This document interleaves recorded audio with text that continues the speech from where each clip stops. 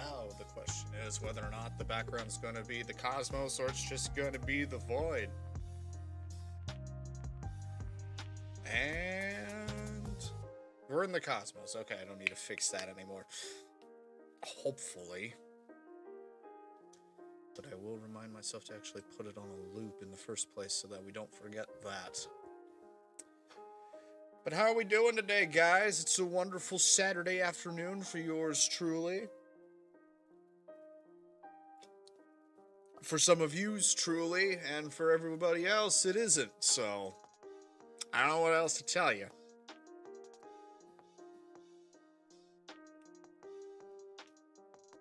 It's good to have Reacting Racing back up and running without any sort of imaginary iron spikes getting drilled into one's head. Those are always good. Yesterday I saw a brand new day and it was good. 10 out of 10. Good. I'm happy that there's at least some good superhero movies that are coming out. I unfortunately can't be bothered to watch them anymore because yes, you can find the occasional diamond in the rough, but if you're in my wheelhouse and you're completely freaking burnt out on superhero movies, none of them are going to really do it for you. I'm tired of superhero movies. If it's not Sonic 4, I don't care, essentially.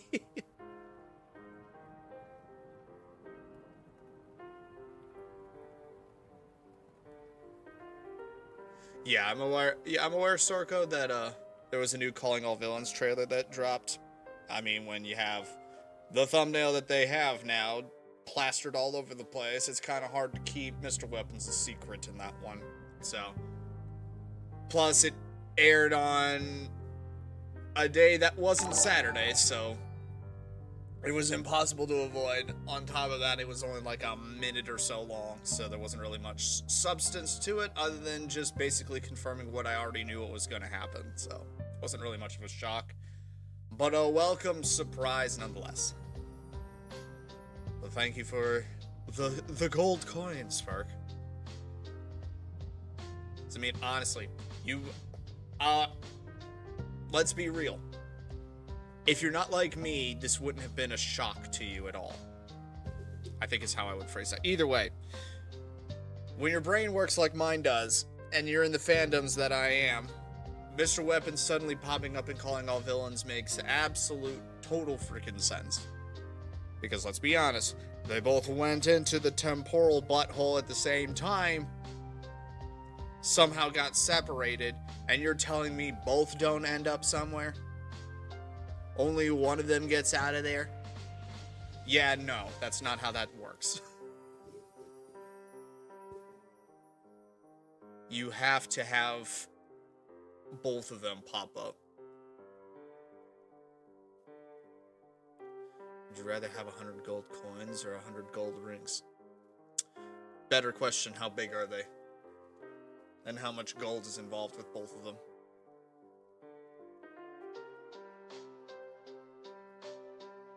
And can I sell them?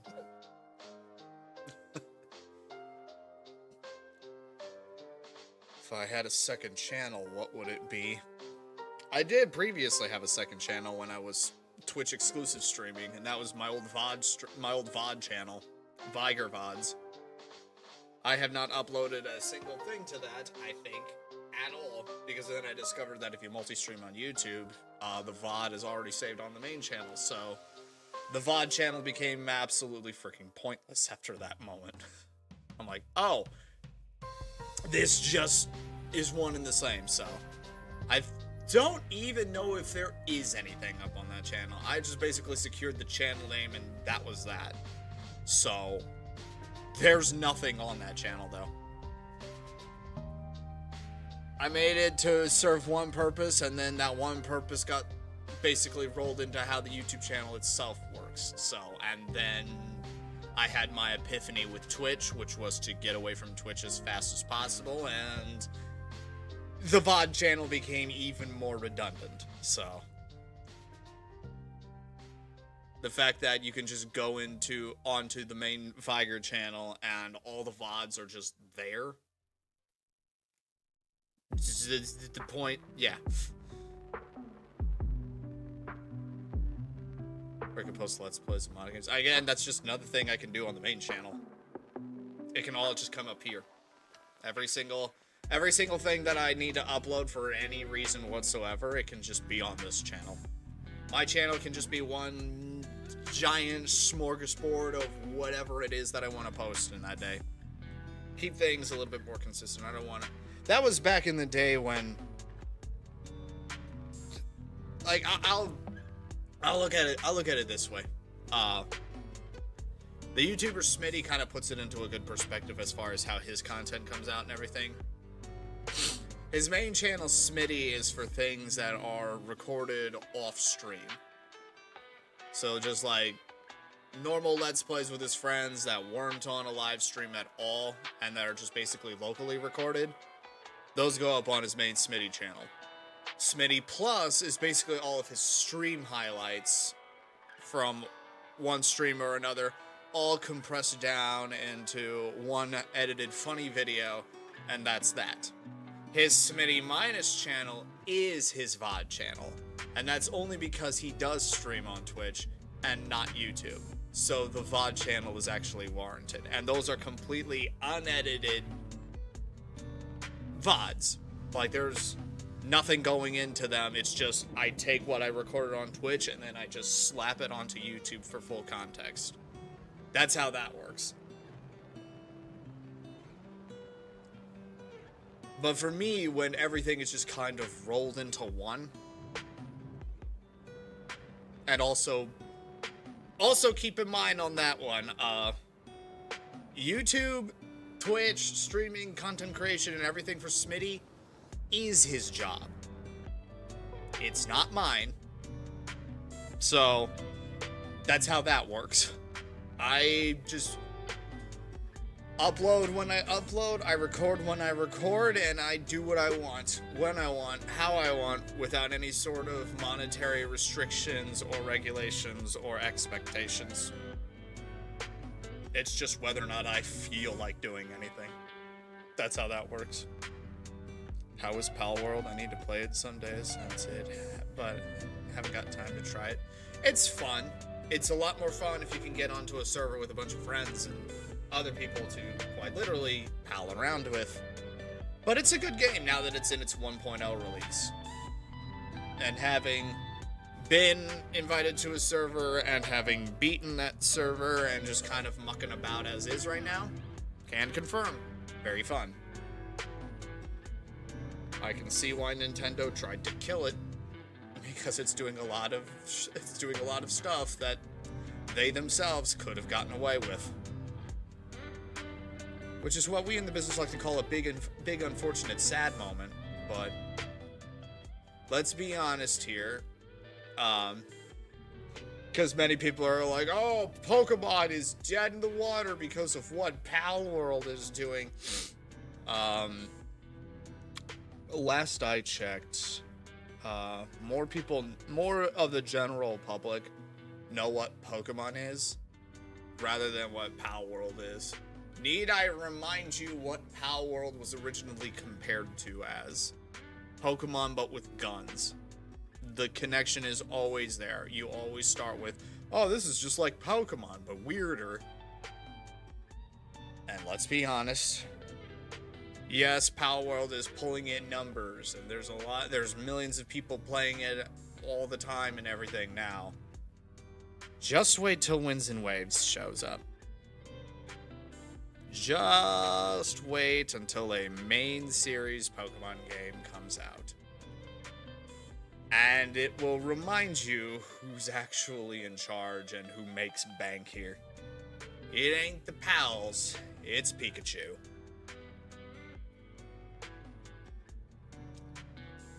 Love it or hate it, that is just how it works. Pokemon is an established IP, and Palworld is just an indie game. There is a stark difference between the two. But the problem is that you can be a fan of both, and you don't have to call one superior over the other, because both of them fit two completely different niches. If you're into base building, crafting, and creature capturing, that's Pal World. If you're into a more collecting, trading up pokes, and then getting into competitions and everything, that's Pokemon. They both serve completely different purposes as far as entertainment is concerned, and you are allowed to be a fan of both. Shocker, I know. You can say that one is your favorite, one is superior over the other, and you can't really be wrong about that. Because if it's just your opinion, you can be both right and wrong. And that can't really be held against you. I, for one, of course, am always going to hold Pokemon in high regard just because it's such a core element of my childhood and growing up. I've made so many friends and been involved in so many different groups and everything simply because of my affiliation with Pokemon. I mean, look at the channel icon. Look at my channel name. Cannot separate the two at freaking all. But I am very curious as to what Winds and Waves is going to be doing. Oh yeah, Winds and Waves will automatically pull a lot more at launch than Pal World ever did. Pal World needs to have been launched on every SKU it can find except Nintendo, probably because it's not wise to try and get your game onto the system that tried to sue you. Let's be honest, that's probably not a smart move in that regard. But Pokemon now undergoing its 10th iteration, its 10th generation. Yeah, it's going to be pulling in numbers. The fact as well is that it is the first Switch 2 game to come out. And if you've been paying attention to how the Switch 2 runs, which I think everybody in here should be aware of if Mario Kart World has anything to go off of, things run pretty darn smooth. And at the same time, I did run Pokemon Scarlet on the Switch 2 as well. And it runs so smooth. Smooth like butter. As opposed to it being somewhat of a choppy, stuttery mess back on the Switch. It was struggling back in those days. So the idea that Winds and Waves could do something even more with the technology that it has at its disposal. Yeah, let's not beat around the bush here. There's a lot of opportunities for that one. And again, need I remind you, 10th generation. 10 times now. Red and blue, gold and silver, ruby and sapphire, diamond and pearl, black and white, X and Y, sun and moon, sword and shield, scarlet and violet, and now Winds and Waves. It's like I needed to remind myself in that order which one are the iterations. I'm not trying to get my spin-offs mixed in with here either. And that's just the thing as well. On top of that, you've also got the Legends series that's kind of making its way through the system. Like, I mean, Legends Arceus kind of put a new spin on things and made things a lot more dynamic with a more localized lens. It's not this big, encompassing, ever-expanding world of hundreds of thousands of little gremlins running around and everything. It's like, no, we're just going to take one slice out of our world and shine a spotlight on that. Just this localized little thing. We're going to pick one aspect to follow, and then we're just going to go with it. That's what made Legends Arceus such a score. And then, at the same time, you've also got, you got Legends ZA as well, that reinvented a lot of things as far as Mega Evolution is concerned.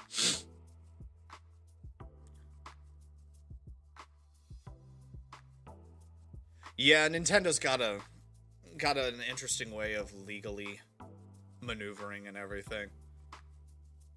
It always just comes down to business. It's not out of spite, animosity, or, oh, we can't let these people succeed at what they're trying to do. It really does just come down to protecting their patents, getting their affairs in order, and running a business. Is that a good thing? Not necessarily. Is it a bad thing? Not necessarily. It just is. And you either win or you lose, and when the outcome is decided, you roll with the punches. And again, why should I freaking care in these regards? I know there's some people that are getting all uppity and everything about like, oh, Power World showed Nintendo what's for and everything, and I'm just sitting here being the podunk in Missouri being like, can I just get Winds and Waves like right now? I just want that in my system, please. This changes nothing. None of it changes nothing. I will have Power World. I will have Pokemon. And nothing in my life is going to change at all. I wish there was a lot more people that would just be a little bit more realistic, I guess. Realistic is kind of the way that I'd like the world to run a bit. Not flying off the handle and letting emotions just dictate exactly what they want to say and do and how they want to feel and behave and everything. But just kind of sit back, analyze the situation, and go from what you see. Sony and Microsoft with PlayStation, Xbox making digital-only available games and physicals going away. Nintendo's at least not doing that, I don't think. It's hard to say what Nintendo's going to do as far as the physical market is concerned. Because the thing about Nintendo, specifically, is that a core part of their... I don't really want to say the word tenant, but the core part of how they go about doing business and everything is, they prioritize, like, with how the switches work, and they really do focus in on, oh, we make the special games and everything.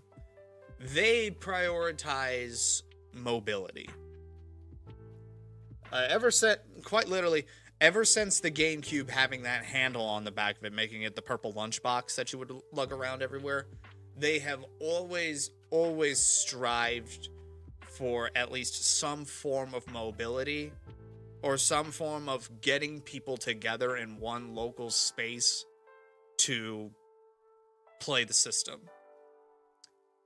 And it is, quite honestly, still in this day and age, a 50-50 as to whether or not that location that you're at right now has a stable enough internet connection to get games running. To get games downloaded. You need the internet. And I think Nintendo rightfully understands that not everybody has access to the internet. So they do have the physical games so that everybody, internet or not, can purchase their product. I haven't bought a physical game in years, but that's because I can just do it digitally because I have the resources that allow me to. Some people don't. So they have an alternative. And Nintendo has always strived to be that sort of local sort of gaming setup. They've never specified being like, oh, you have to have online only to play our single player games. No, you could have always played Breath of the Wild without even so much as a smidge of an internet connection. If you had the physical game and you had a system that would run it, you could play it.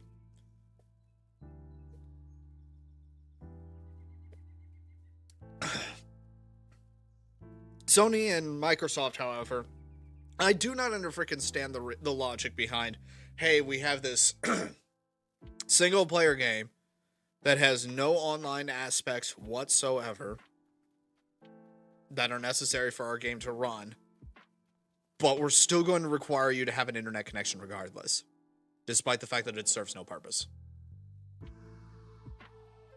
I don't understand. Because,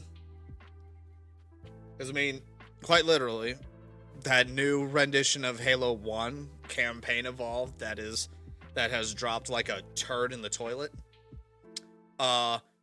It is nothing but the original Halo with updated graphics, slightly different missions and presentation, It has no multiplayer unless you want to do online co-op. It does have local co-op. It has no online multiplayer, but it still requires an internet connection to play. Why?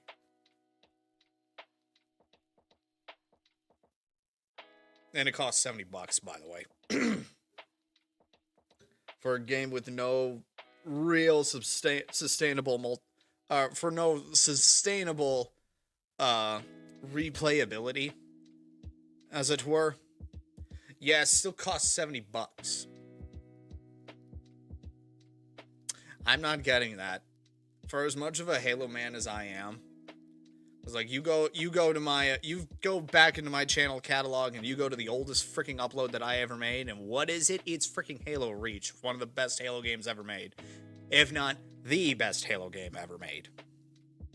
I have Halo running through my blood, and I'm still not going to fork over a single cent to any new Halo game because I see the tide turning. Ever since Infinite, I was like, oh, look at what how they massacred my boy. Plus, on top of that, I've technically have bought Halo 1. Yeah, I've bought Halo 1 at least 4 times in different variations. I had it for PC, like the original PC build of Halo 1, with GameSpy servers and everything. Back in the olden days when I somehow was able to play Halo via dial-up internet. Halo 2 is always a sour point in my life, but I need to keep on with Halo 1. Then I bought the remastered version for I think it was Xbox 360 because it had Kinect capabilities and stuff for like voice recognition and things. On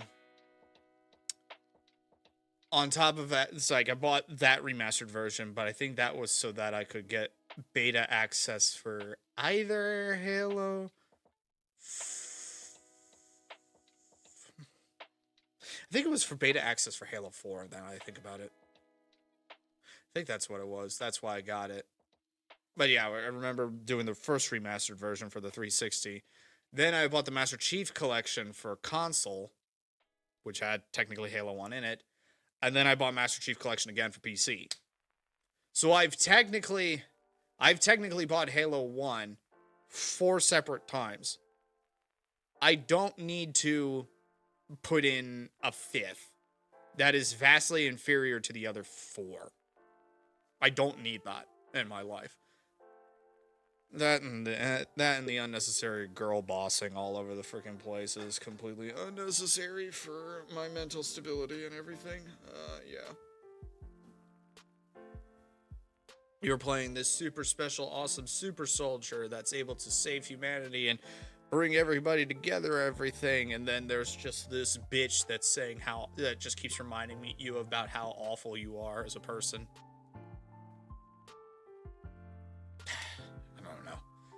Again, I don't need to buy another game that's just vastly inferior to what I had previously experienced.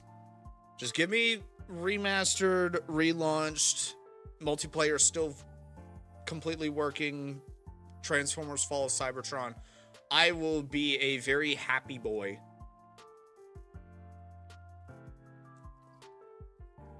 You do that, and I might just forgive you.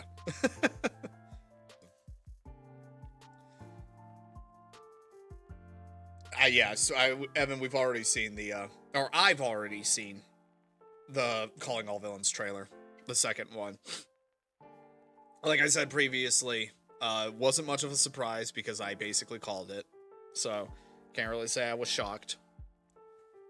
Am happy to see that it is possibly a thing that's going to be going on, but I will let you guys in, speaking of Calling All Villains and everything, and then once I'm done with this little ramble, we'll get into some body cam reactions and stuff, and then we'll get into Mario Kart 8 Deluxe, as God intended.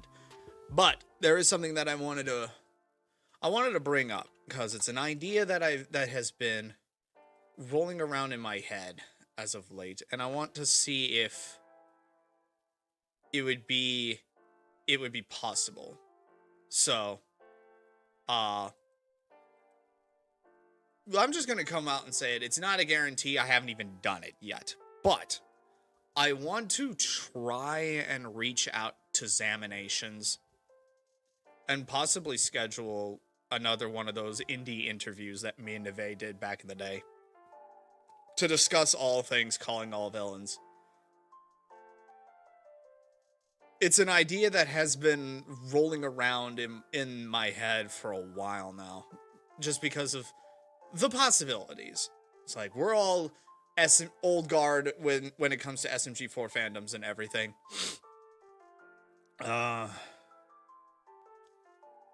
There's a lot that I know about this. Computer high CPU usage? What is this? It doesn't seem to be slowing anything down as far as my stream is concerned, so I think we're fine on that regard. I don't know why there's that popping up. But anyway, back to the Zamination possible interview thing that I want to try and get scheduled. Because there's a lot of potential with that. If anything, it would probably happen sometime after the pilot drops, because then we would have much more to talk about as far as what the show is going to be about, who's going to be involved, and plans going forward in the future. So if it was ever going to be scheduled, it would be a couple months out before then.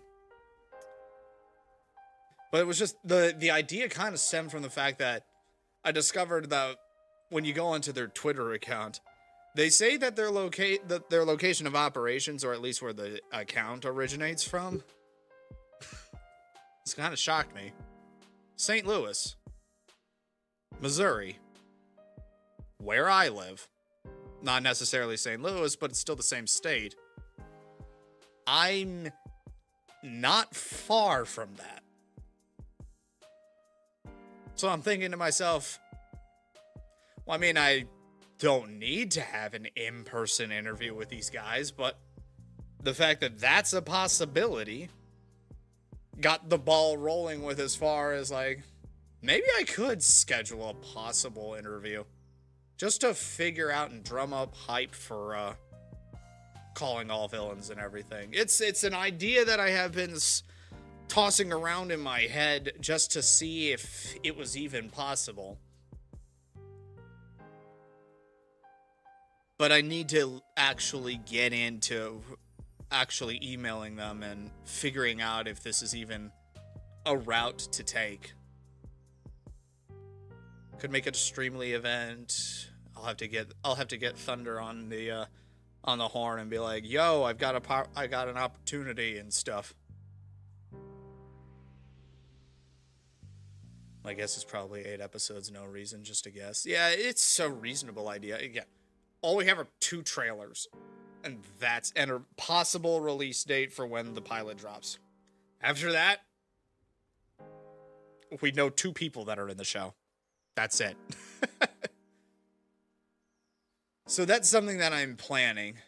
Something that I have in the back pocket that we would probably look into. Don't know. We'll just have to roll with it and see. We'll see what all happens as far as what the possibilities for that would be. But either way, it's coming later this year. Well, it's coming at the very least Halloween. Did you see the Game Grower animatic? I have not, Subspace. I have not. Don't quote me on that. Well, I don't need to quote you on that. It was in the second trailer that it was coming out October 31st, or whenever they feel like it. Whichever one comes first. So does Glitch have anything to do with Calling All Villains or no? No, it's just SMG4 said, "Hey, you guys used to work on our shows and everything. How about you do something with Mr. Puzzles and apparently Mr. Weapons?" And so they are. So that's That's how that is working, as far as calling all villains is concerned. It'll be interesting to see how that show's going to pan out. It has potential, just by animation quality alone. And if we know these characters like we do, whatever world they're going to be thrown into is going to not entirely understand what just happened and what these two are going to be absolutely capable of. That I think that's why their death was left open at the end of Watfi. Exactly. You go by that one rule when it comes to character deaths: no body, no confirmation. Then yeah, you leave it wide freaking open. And that's why I was already saying that Mr. Weapons was going to show up in Calling All Villains, because how do you make both of them disappear at the exact same time in the exact same way, but only one of them shows back up? What happened to the other guy? He's still got plenty more to say. He's got plenty more story to tell. The dynamic between those two was just getting started. Let's keep this ball rolling. So that's how that's going to work.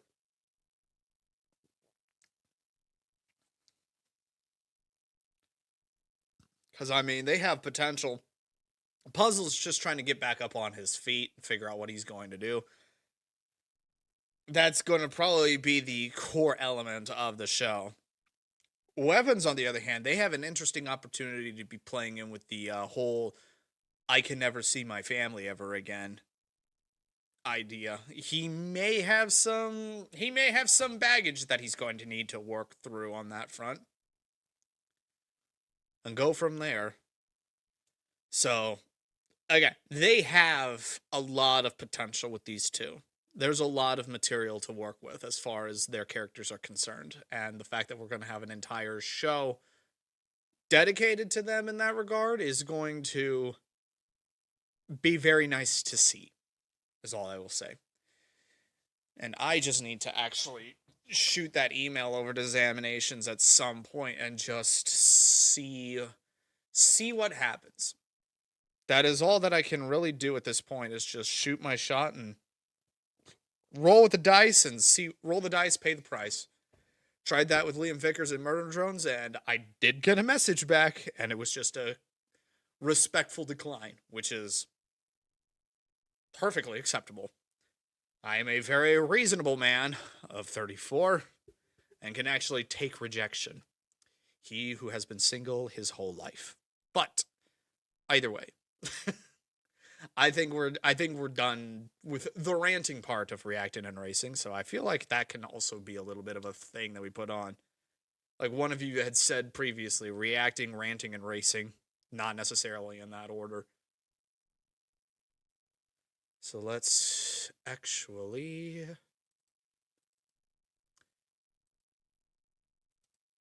get the right things going here.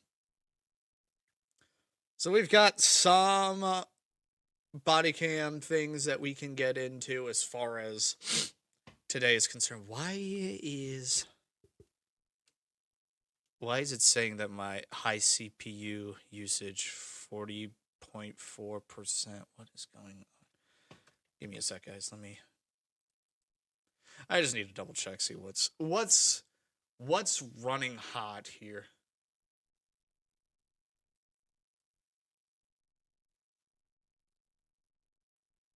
His CPU total percentage is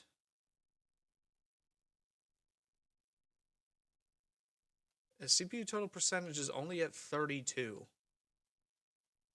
Computer, why are you running so hot right now? Because, I mean, the only active thing that's running high is Google, and that can barely creep above a 6%, so I don't know what's going on there. But by the looks of things, as far as, I mean, system resource overuse. To mitigate, hide one of outputs or right-click in editor to enable performance mode. I'm good. If it's doing anything weird on stream, let me know. But by the looks of things, because nobody has been saying anything about it, it looks like the stream is still running just fine with this supposed high PC usage. So yeah, I technically would be in that order: Subspace, ranting and reacting and racing. Or I could just keep it reacting and racing because you guys are the ones reacting to my ranting. And then I'm ranting when we're racing. So it works like that. Either freaking way. There is a diving into the taser moment. Let's see. What we got both Code Blue Cam and Midwest Safety that we're going to be looking into. So, I mean, I'm a little bit interested in the man chases cops with 40,000 pound a vehicle. This is giving me some Killdozer vibes. If anybody remembers that little nugget of American history right there. Again, that'll show you just how old I am. Again, I remember when that freaking went down. They are no freaking joke when it comes to that. But yeah, you just see somebody with a piece of construction equipment. Yeah, let's check it out, shall we? It's a little bit of a shorty, but we'll see what happens. I wonder how big his bond will be. Probably $500, and then 50 hours of community service, a slap on the wrist, and then he'll be on his way. After what he's done. Let's just see. He's trying to run over the police officer right now. This guy is not playing. Oh my God. When a strange man breaks into a construction site to steal a front loader, it seems like a straightforward theft, but no one realizes that it is only the beginning of a violent rampage that will soon put the responding officers directly in his path. Hey, stop! Not now! That's when you just immediately open fire. I'm sorry. That guy's not going to stop, and he's got a freaking bulletproof shield in front of him. And if he's immediately starting to run over everything, yeah, that's when you just stop. But I feel as though I need to, before we actually do this, because if this is this is pea shooters compared to what I've seen happen, because I don't know if any of you guys remember or have heard of the Killdozer. I feel like you guys need a good education for that. What is that? Why? Okay. I don't know why I just suddenly started displaying images of random stuff and dogs. But just in the offset that something pops up that I don't want showing up. Just in the off chance. This is me crossing my T's, dotting my I's, and making sure that I don't see anything I shouldn't see.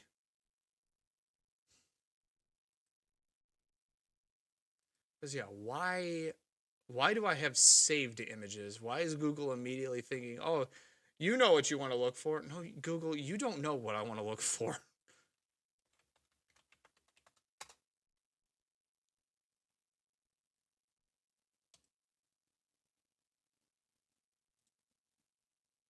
Let's get this. Yeah.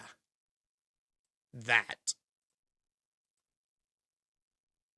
This beautiful piece of modified machinery is the Killdozer.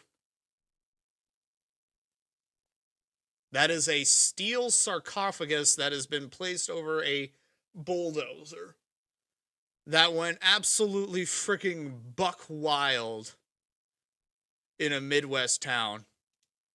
There was an entire Netflix documentary on this whole fiasco called Tread. It went absolutely, again, it went crazy. This guy sealed himself into a basically armor-plated bulldozer and went on an absolute destructive rampage, plowing into buildings, running over cars, just tearing apart an entire town that he perceived had wronged him. Pick your poison, whether or not he was in the right or not. It's complicated. He thought of everything when he did this.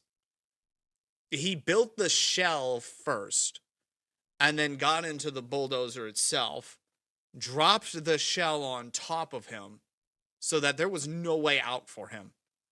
This thing had cameras on the side so that he could see where he was going. The sides of the bulldozer were greased so nobody could climb on top of it. It was steel plated. There was ventilation. There was a porthole that he could stick an AK or some sort of assault rifle out of and fire at anybody that was trying to stop him. He thought of everything. And this is local police that are going up against this thing. This happened in June of 2004. More than 20 years ago, some guy did this. And I remember one documentary that I had seen. There was talks with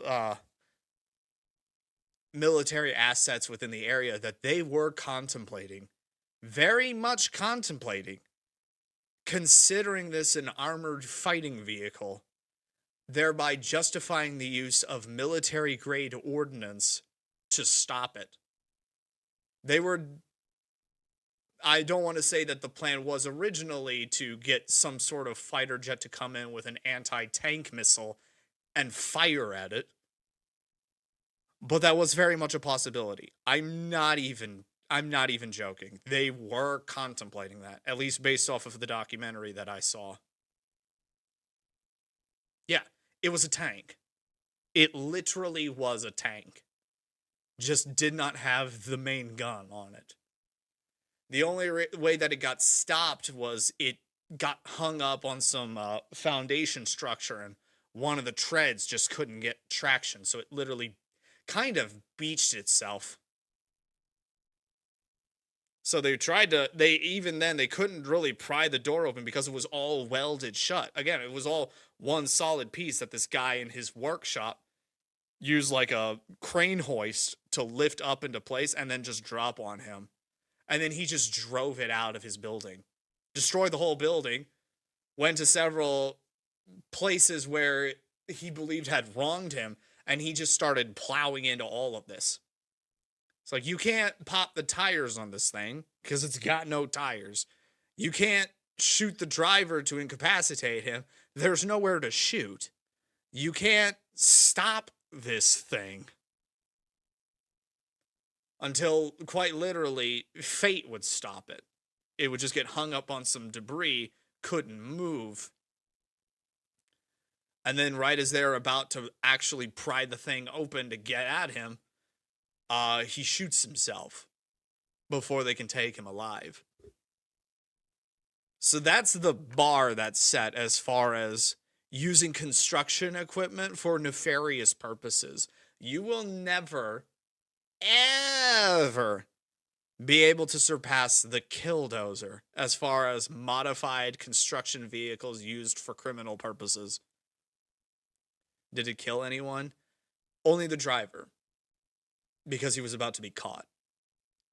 So that was that story. I highly suggest you guys go check this story out. It's called the vehicle itself is called the Killdozer. The documentary on Netflix is called Tread. And it's very insightful with just like, this town wronged this guy due to bureaucracy, underhanded dealings, this, that, and the other thing. And he took matters into his own hands. Whether they're justified or not is left up to the audience's discretion. But yeah, this thing, I remember hearing this story way back when. Because, I mean, when you have to decide whether or not to drop military-grade ordnance on a civilian-modified vehicle in a small town just to stop it, yeah, it's going to be, it's a wild ride, to say the least. Now let's see a guy try and do the exact same thing, but just not get anywhere close to it. The horror for Henderson police officers begins around 9 a.m. on Sunday, January 4th, 2026, when this man jumps the fence of a construction site on Water Street in Nevada to steal a 39,000-pound front loader. As an employee monitoring the site surveillance cameras from another location calls 911 to report the theft in progress, none of them realize that this is only the beginning of the destruction he is about to leave behind. Now I'm gonna be brutally honest here. Who left the keys in the ignition of this vehicle? I'm not any expert on construction vehicles. I only have a forklift operator license, so I don't know anything about these sort of bits of machinery. But I know for a fact everybody, at least here in America, is used to seeing a construction site and then just seeing these vehicles just sitting out in the open. Just sitting there waiting for needing to be run up again and getting the job done and whatnot. I would assume that it would be standard practice that if the vehicle is no longer being used, you take the key with you. Or at least take the means of turning the vehicle on. Some sort of disconnect or something along those lines, because if you don't, how many other people are just going to run up to a construction site and just take a front loader for themselves?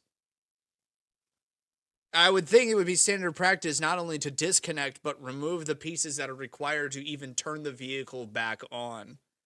For security purposes, for theft purposes. So, big oversight if, again, I don't know how these things work. I don't know.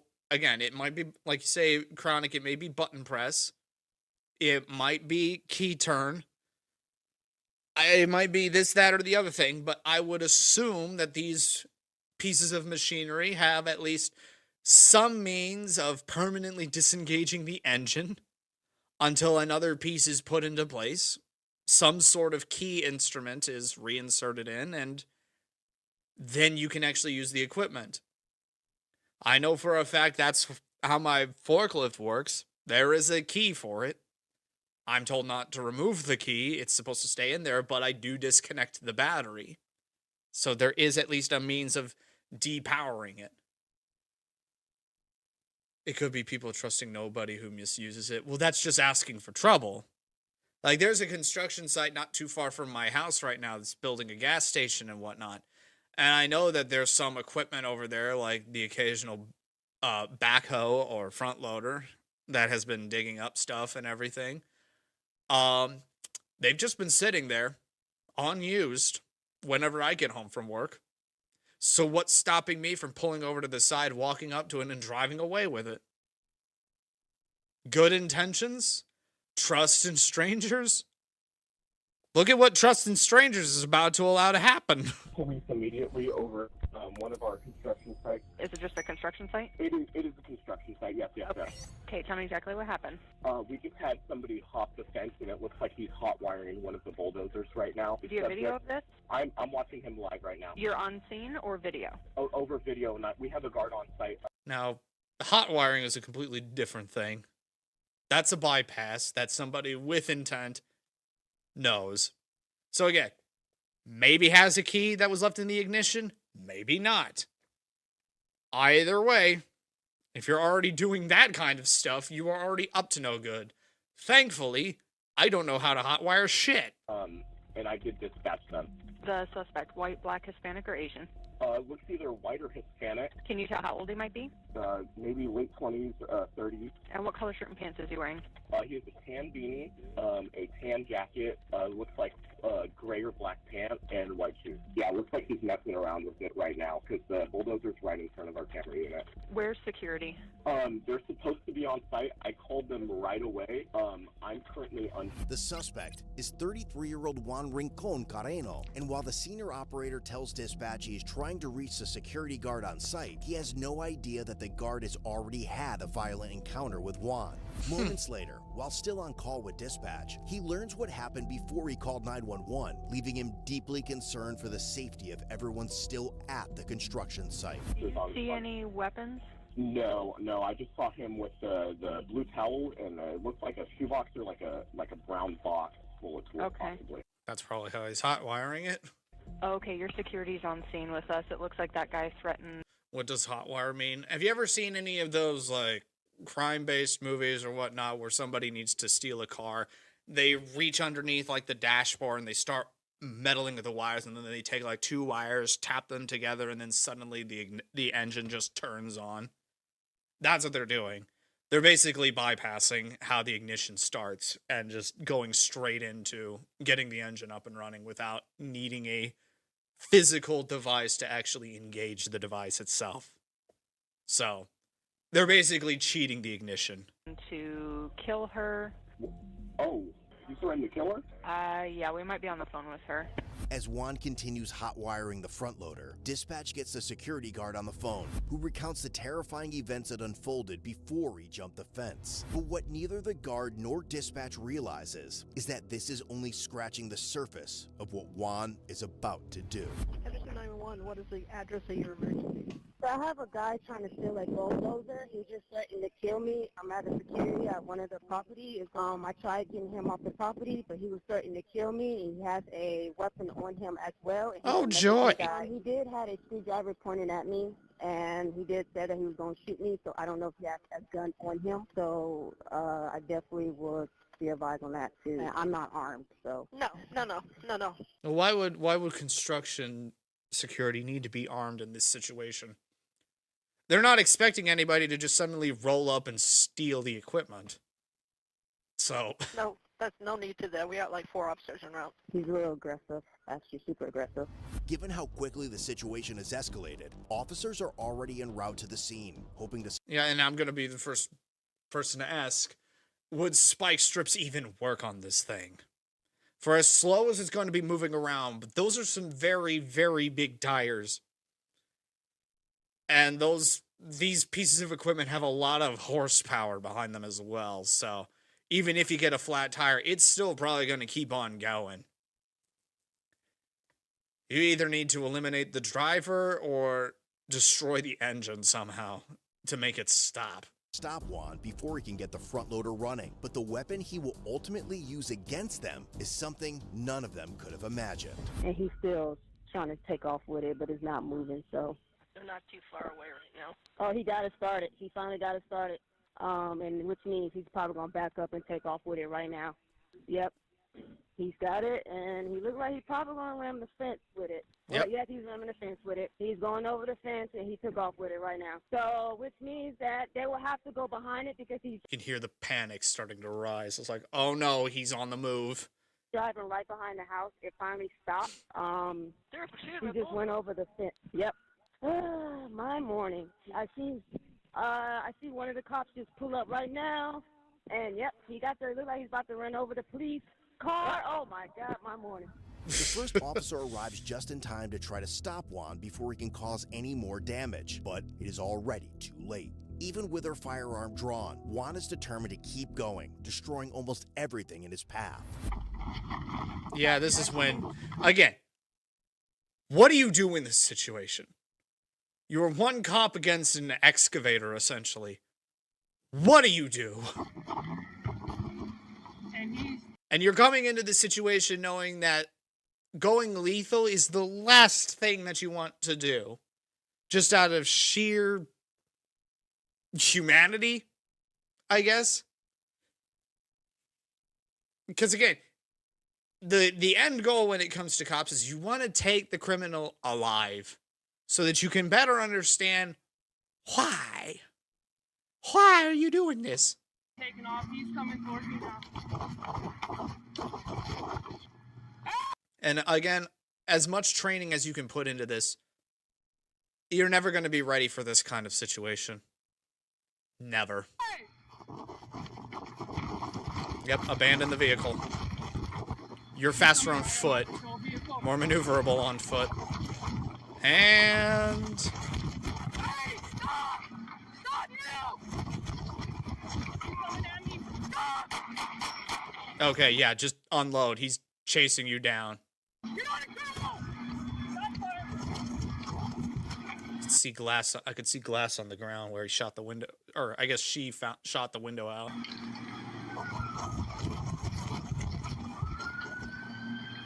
He's still moving his body. Hold hard. Stop right there! And runs right into that cop car.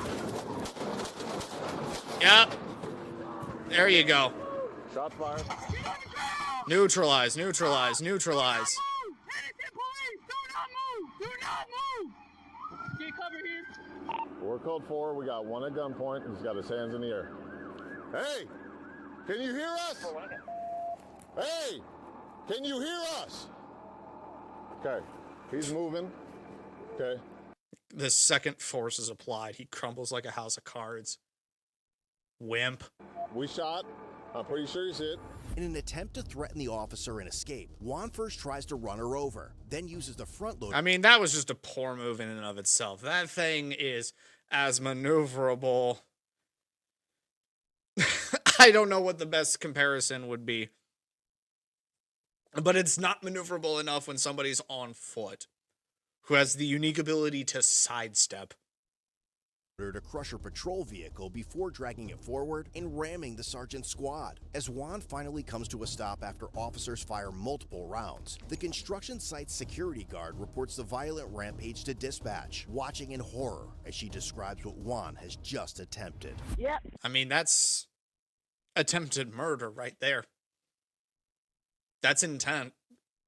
I am physically taking this vehicle and I'm turning it towards somebody that I don't want in front of me anymore. I am making the active decision to try and run this person over. That's first-degree attempted murder right there. He's about to go. Yep. There you go. There you go. He's trying to run over the police officer right now. This guy is not playing.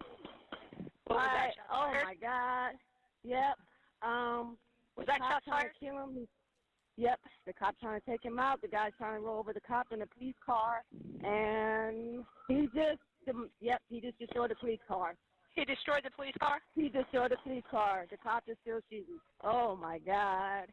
What Yeah. in the world? That is crazy. They got him. Passed away. I think they got him. All right. I'm going to have to call my boss and wow. All right, All right, stop. They're contained the scene. All right. Yeah, I'll get thank you so much. Well, now they got the cops have one hell of a story to talk about now around the water cooler.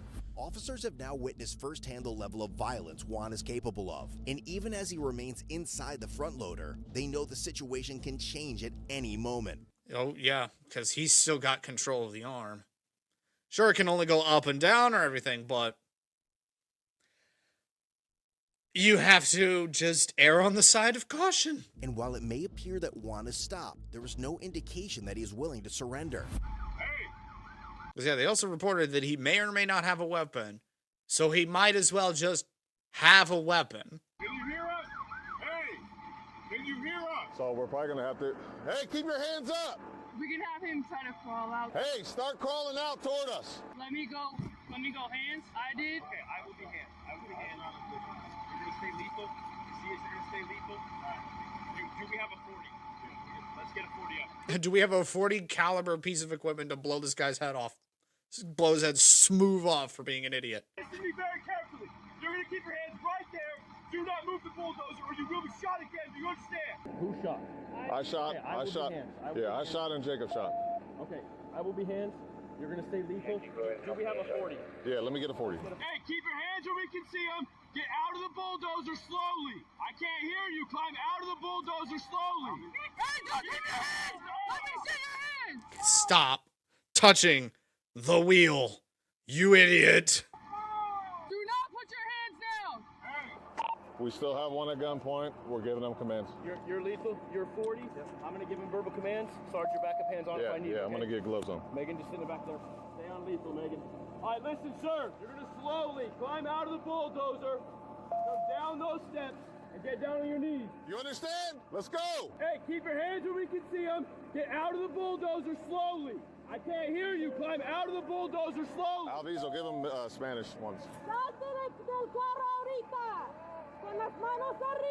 Can you get a good shot on the 40 from there? Yeah, come over here. Louder, Alviso. What's he saying? Hey! Hey! Exit! Hey, you need to come this way, to us. What's he saying? Get out of the bulldozer slowly. What's he saying? Come here! I don't know what he's saying, but it's not okay, officer, and then following through with it. Yeah, I think we're gonna have to. I want someone on that side in case he goes mobile again, and we're just gonna go up there and we're gonna hands up. But someone stay lethal. Can you get lethal? Listen to me. If we're gonna climb up, I don't want lethal behind me though. Just communicate with Yep. him. Juan's family would later tell police that he had been battling severe mental health issues for nearly a decade. But they didn't really feel like doing anything about it, now did they? Yeah, he's been having a lot of things going on in his head for the past 10 years. I don't know. We don't care. You care now? About 5 years earlier, he had attempted to set himself on fire at Boulder Station, an incident that resulted in his arrest. He had also worked at a construction site for 6 months before being fired, after which he had enrolled in barber school. However, he was later removed from the program. Tries to burn himself alive, then works at a construction site, now wants to become a hairstylist. Okay. Following an unknown incident, and afterward stopped taking his prescribed medication. Despite the continued support of his family in moving into his sister's home, I don't think they gave him enough support. If he's doing this for 10 years and nothing happened, I think they needed to try a little bit harder. Attempted arson. More so attempted self-immolation. He tried to set himself on fire. Your guess is as good as mine as to why. He's dealing with some mental health problems that nobody else really wants to help out with, apparently. Juan continued to experience episodes. Eventually, he left the house on foot without his cell phone or identification, and although he had no known connection to the construction site where the incident occurred, his family believed he may have ended up in the area because he was attempting to walk to Arizona. For now, the rounds fired by officers have only injured Juan, but they do nothing to stop him as he continues to ignore every command. Officers are soon forced to take an extreme measure, one that will leave more people injured. Yeah, they're going to fall from that thing because he's still not going to leave. He's not going to willingly climb down that ladder, so they're all going to go tumbling ass over tea kettle down. We're still giving commands. He's inside the bulldozer. Bulldozer's not moving. His hands are up. He's refusing to come out. So he's suicidal and no one cares. Pretty much. His family says that he's been having mental health problems for 10 years. That's 10 years you could have done something. We tried. You didn't try hard enough. That's how I look at it. Oh, we tried. No, you didn't. You gave up. Try harder. Don't give up. He's your family. Do something. Hey, give me some. Because now look what happened. This is what 10 years of not trying hard enough led to. Congrats. You failed him.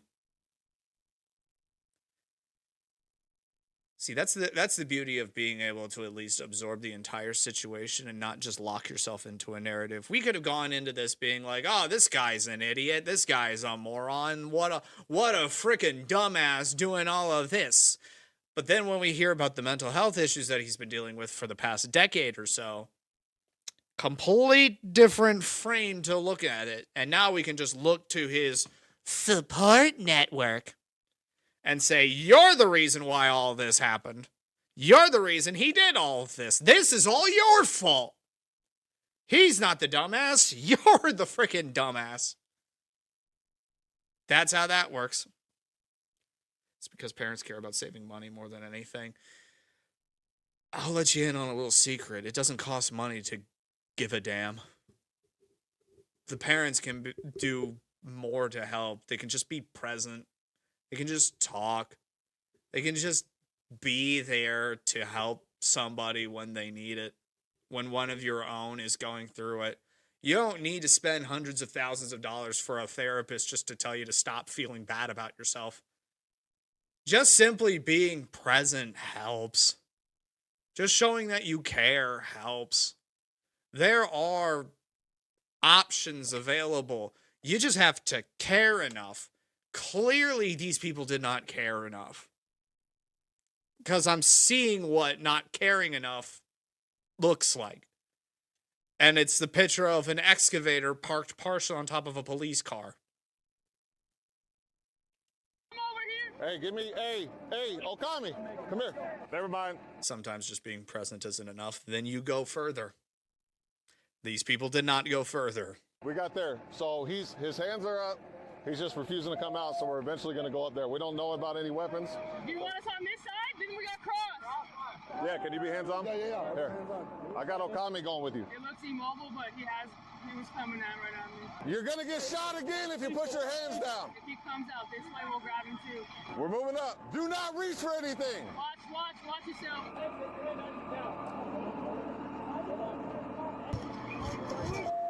Help Brown when he comes down. I got hands on him. Hey, 40 up. 40 is that. Point blank grenade launcher. Lethal down. 40 deployed. Let's go! 40 was deployed. He's still uncooperative. We're working on getting him out. There you go. He is fighting. Pull him out, this is moving! Get him out! He needs to come.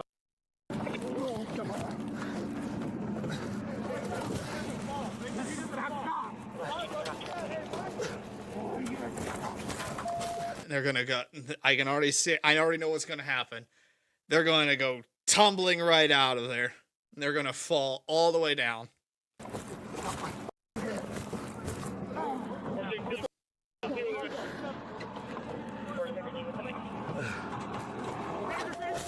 There he goes.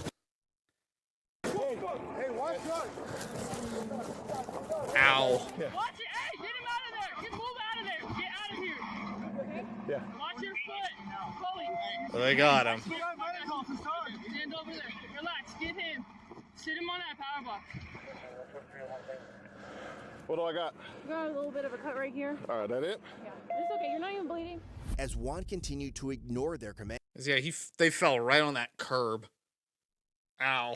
Officers, and I think the liquid around the vehicle there, I think maybe gas or oil from the engine from the cop car. Eventually climbed onto the front loader in an effort to force him to comply. The attempt ended with 2 officers falling from the machine along with Juan, leaving all of them injured. During the incident, Juan sustained gunshot wounds to his left arm and lower leg, along with a piece of metal lodged on the right side of his head. He was treated for his injuries and made a full recovery. The subsequent investigation into the officer-involved shooting concluded that the officers had acted in self-defense. Well, I would assume so. It's a freaking excavator trying to run one of them over.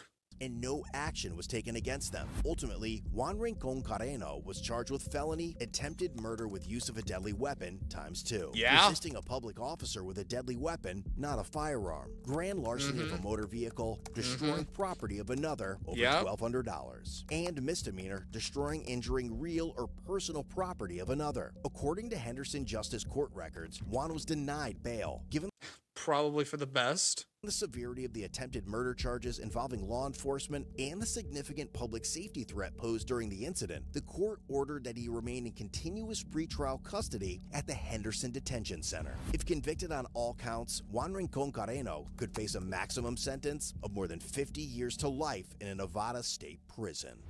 He'll probably just get like 2 months. Given the track record with how these videos usually pan out. Oh no, the multipliers again. For specific purposes, for the funny of the video. Not for anything this serious. This one, you just looking to be like, life.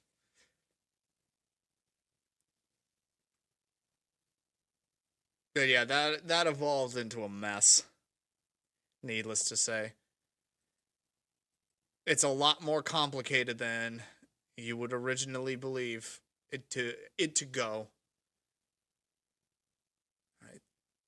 We'll flip-flop between these. So let's go Traffic stop reveals Gen Z couples' true colors. And you know it's going to be good when somebody's shouting with what appears to be basically a shower cap on for fashion reasons. So I can't wait to see what sort of vocabulary gymnastics these people are going to try and get out of a minor traffic infringement would be. First, it would be nice if I could unmute. There we go. And let's see. It's been expired since September of 2022. Hold on. Oh. The reason I stopped you is your temp tag's been expired. What have I said before when it comes to traffic stops like these? It always starts with the smallest thing. It's always the most minute, insignificant little thing that gets the cops' attention. And then it just snowballs and explodes out of their freaking control. So, the starting point of this is an expired tag. A little sticker on the back of your license plate is not good. The reason I stopped you is your temp tag's been expired since September of 2022. And it is February 2023. Close to half a year expired. Oh my. That's the valid tag for the car? I haven't got it switched over yet. Why do you have... We're dealing with stupid today, people. She has the plate in her car. She just hasn't put it on. She's had half a year to put it on. What are you even doing? Okay. Sir, do you have your license on you? So you... And they don't even have a license. Great. You do have a license, but you don't have it on you. Okay. And you own the car, ma'am? Okay. Can I have your ID, please? I don't have it, but I have my ID number. Okay. Stand by. It's never a good sign when people just don't have the relevant information that they need at all times. I keep my insurance in my car. I keep my license in my wallet. And then I keep my wallet in my pocket whenever I leave my freaking home. Come on now, people. That's okay. He doesn't have his ID. You got your notepad on you? You got a notepad on you? No, I don't. What's up? You need one? Use the bathroom? I need you to hang out here, okay? Oh, it's like opening the criminal handbook of being like how to get out of being responsible by the cops.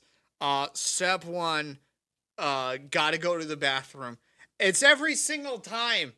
Suddenly when I'm criminal scum and the cops are onto me, I need my bladder just suddenly stops working, or suddenly asthma or whatnot. It's always the same things. The cuffs go on and then the bladder just opens. I'll be like, I need to pee real quick. You gotta let me go now, officer. I need to use the bathroom. Yeah, step 1, gotta take a dump. It's exactly that. Just open the book. Step 1, bathroom break. If that fails, you're screwed. Panic, scream, cry, shit, mauled. Do all that other stuff. And at the end of the book, if you've gotten this far into the handbook, realize that everything in this book does not work. You are going to jail. Signed, the police. Hang out here for me, okay? I just gotta get his ID. He wants to go to the bathroom, though. Alright, so what's your name? Garrett. What? Garrett. Garrett. Date of birth? 2000. Certified Gen Z. Mr. 2000's weed mustache goatee combo. Come on now, people. 2000? You know your social? I do. By heart. You don't, By heart. You don't know your social? She literally cut it up like 2 weeks ago. Why? Why? Why did she cut up your social security card 2 weeks ago. What was she doing with your social security card? You dumb bitch. Alright, ma'am, can I see that license plate, please? Thank you. Oh. He's a little nervous. It's Florida. I could see the oranges. Hey, Hunter. Stand by, 32 Foxtrot. Felony warrant. They're wanted for crimes. Hey, no, stay with him. Stay with him. 32 Foxtrot. Yeah, I ID'd him. 32 Foxtrot, just watch him. Methinks that other officer doesn't know what the hell he's talking about because he looked very confused. Like, what's 32 Foxtrot? They just don't want to give away the secrets, just in case those guys are gonna overhear and be like, ah, shit, felony, takes off. Come step out of the car for me, please. For what? You have a suspended. For what? Because he said so. Boom. License. I was suspended license. Yes, sir. Step out of the car for me, please. For what? Step out the car for me, bro. All right, man. I'm taking it. Bro, I have a broke finger. Look, I have a broke finger. My bladder don't work. I'm suddenly going to have asthma up in here. I have my x-rays and everything, bro. Just again, could you please step out of the car? Yes, officer. Turns vehicle off if it's still running. Puts it in park. Opens door. Gets out and complies. And then things go a little bit smoother.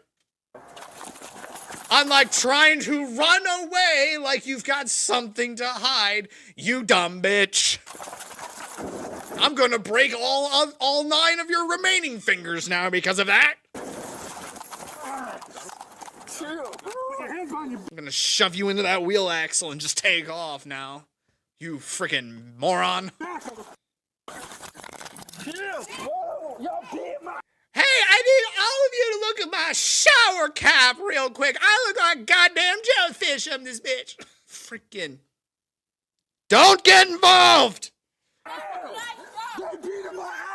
They beat my ass after I tried to run away from my responsibilities because I'm criminal scum.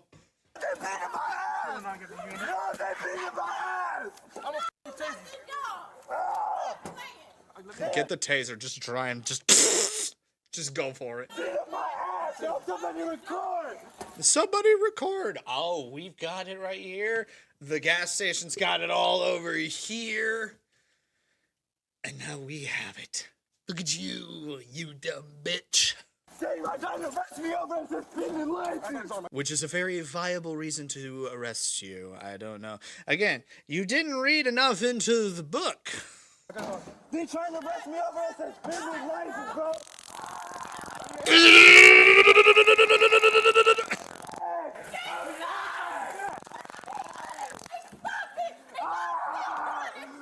Arrest her ass too for voyeurism. She's recording without my permission. Look at him crying and wailing and sobbing all over the place. Freaking little baby. Point blank tase. That's what we like to call a dry stun. The prongs weren't shot out. We just basically took the electrical socket and just shoved it right into him. We're plugging it in, And he has a broken bone. And whose fault is that?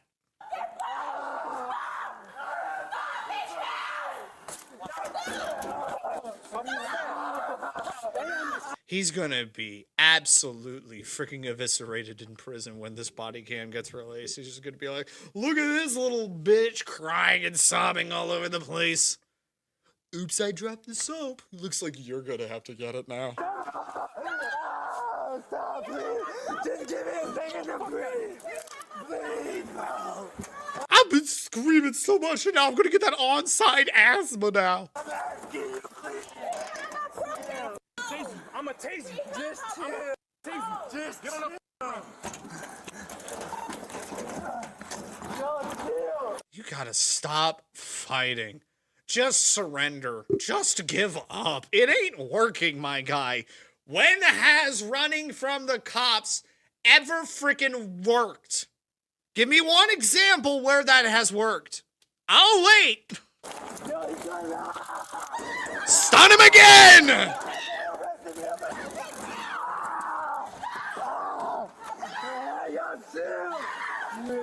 You know, the more that you say for them to chill, the more they're just getting angrier because you will not comply. This could have all been avoided if you just listen. Yes, the felony warrants, meaning that you're probably going to be doing some jail time. Now you're going to be doing more jail time. It's as simple as that. Over a suspended license! Yes, it's all over a suspended license. It's like you're making something even more of a big deal. And that's your fault, my guy. That's all on you. Oh, you don't want to do that, bud. You don't want to do that, because they'll charge you for that. Now they can go for the attempted murder charge. I don't have anything. I hit me in the face. He just punched me in the face.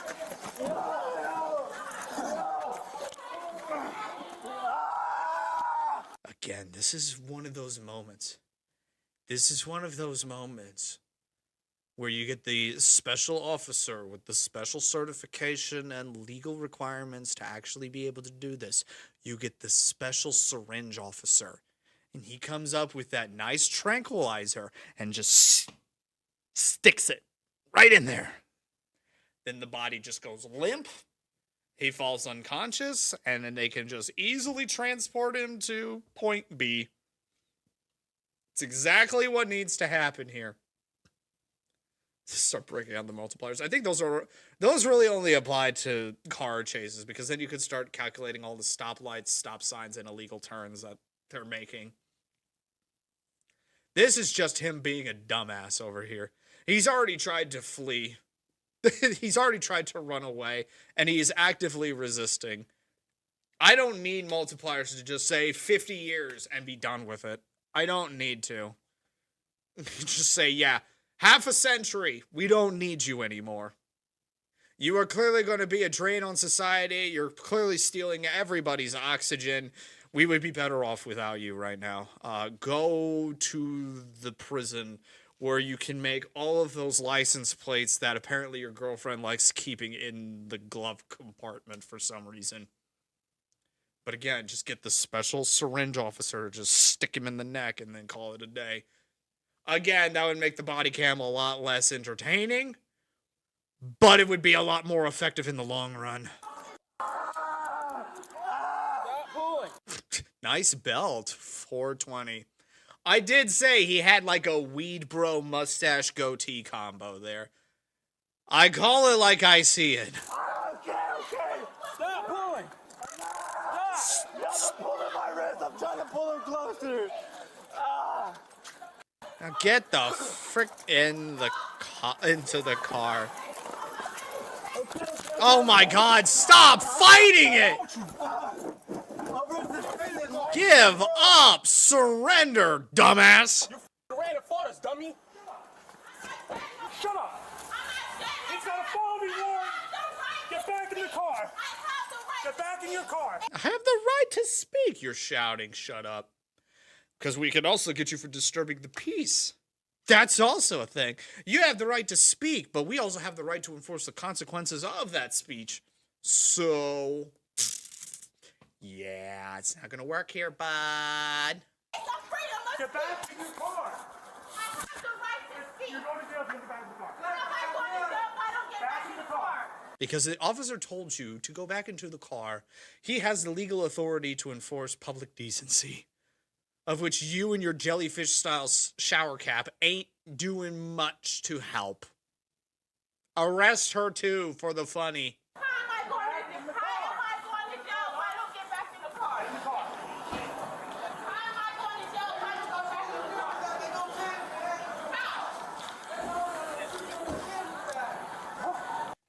Get a job, hippie!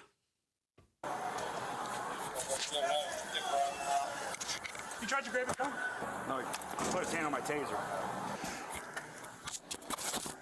Yeah, we'll figure out how to get that body cam back on at a later time. He told you to get back in the car. Why? Because you guys are police? No, you're interfering with the investigation. Am I going to jail too? I got a baby in the back too, so if they...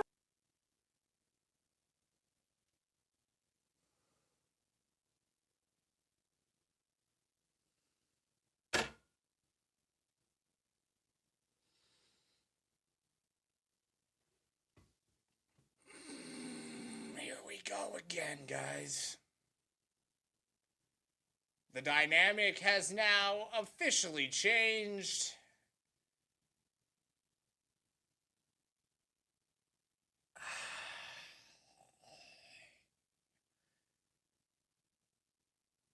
All right. Cut his nuts off. Tire tubes. Take the kid away. They don't deserve it. Let's just call it out like we see it. Yep. Criminal scum. Don't deserve to be parents. Snip, snip. Let's do it. I want to go to jail. They come. No. My daughter's right here. Next time I tell you, you go to jail. My daughter's right here. All right, jail time. Go. Freaking. Oh, God. I've made this so abundantly clear on this channel so many times over with these videos, but the second a child gets involved, you lose every sense of sympathy from me, and it is no longer a freaking joke anymore. Freaking. Ugh. Nothing infuriates me more. Absolutely freaking nothing infuriates me more. Cut his nuts off. Tire tubes. Take the kid away. They don't deserve it anymore. My daughter's right there. My daughter's in the car. If we told you a million times. It's right there. Give you a million chances. You freaking deserve this, jellyfish. Freaking.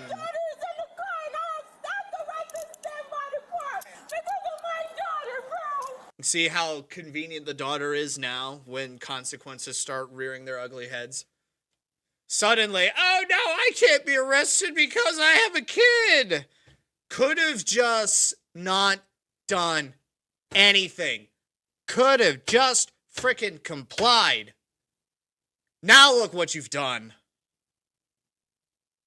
Freaking shower cap, jellyfish looking ass.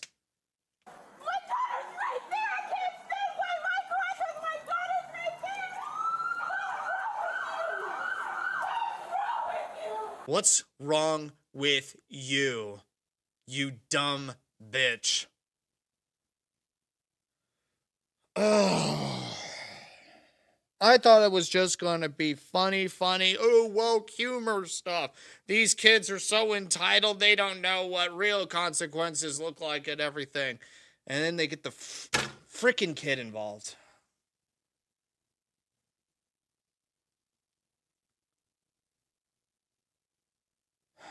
Screw both of them.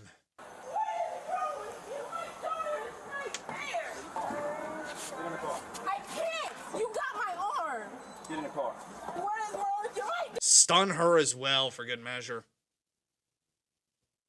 Daughter's right there, so I had to. Shut up. Crazy Fox, I pull him out. He runs from us until we start fighting. Keep in mind at the same time, this is all because of expired tags. This is all just from one expired sticker on the back of a car.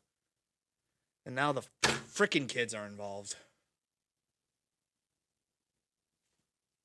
Nothing pisses me off more. I'm gonna get my lip back. Pain! Stone! Way to go, jerk off. Stupid. Over a suspended license, bro? Over your felony warrant, bro. Over you running, over you trying to grab a taser. I was trying to push it off my back, I wasn't trying to grab it.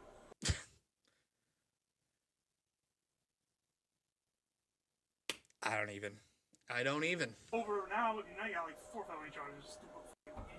Yeah, rightfully so. I am 100% on these cops' sides right now. Throw the goddamn book at this moron. Get my lip back. Who hit me in the face? I will, if you give me enough time. I'll drive all the way over to Florida, punch you myself. Freaking waste of space. Y'all made enough enough to hit me in the face. Take credit for it. But you're not man enough to be an actual dad that gives a damn about his daughter. Frickin' shut up. I did hit you. You okay, buddy? Yeah, he's 32 Foxtrot. Okay. We got him out, he started running, got him to the ground, just fighting, kicking. He grabbed one of the guy's tasers, so I have Bat Leo and Brian. Okay. Are you injured at all? You could f***ing fight though, right? You can fight with your broken arm and your finger. Are you injured at all? Okay. Okay. Who else was involved? Punching me in the face. Who else was involved? Me, Hunter, I forget who else. There's a lot of other people that were trying to get this scum of the earth down to the ground. 209 data. You're pissed off at me. You're gonna take your racism out on my baby mama. Shut up, you clown. Just stop. I am so on board with this officer. Abso-freaking-lutely on board with this officer. Give him Citizen of the Year, Medal of Honor equivalent, whatever is needed. Key to the city. Give this man his freaking dues for calling it like you see it. While the male suspect is transported to jail, the female's mother is called to the scene to pick up her baby, and she has some choice words for her daughter. Yes. Go ham, queen. Frickin' go. He got pretty aggressive, and actually we got into a tussle-ling match with him and several officers trying to get him back in the vehicle. Unfortunately, she looks absolutely furious. And apparently at her daughter. Frickin' she's the real winner here. daughter was in the middle of it, and then the child was left in the vehicle. So y'all get her for being involved? That officer will be able to tell you more on that. I just want to make sure that the child was good. Is she asleep? You can go and check on her. Hey, stay good. Babe, come get her car seat. Y'all pull in the car? Yes. Is there a way that I can speak with her? You can speak with this officer.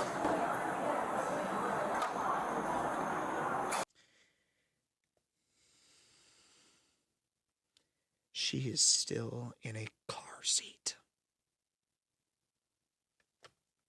I'm gonna punch a hole in my wall at this.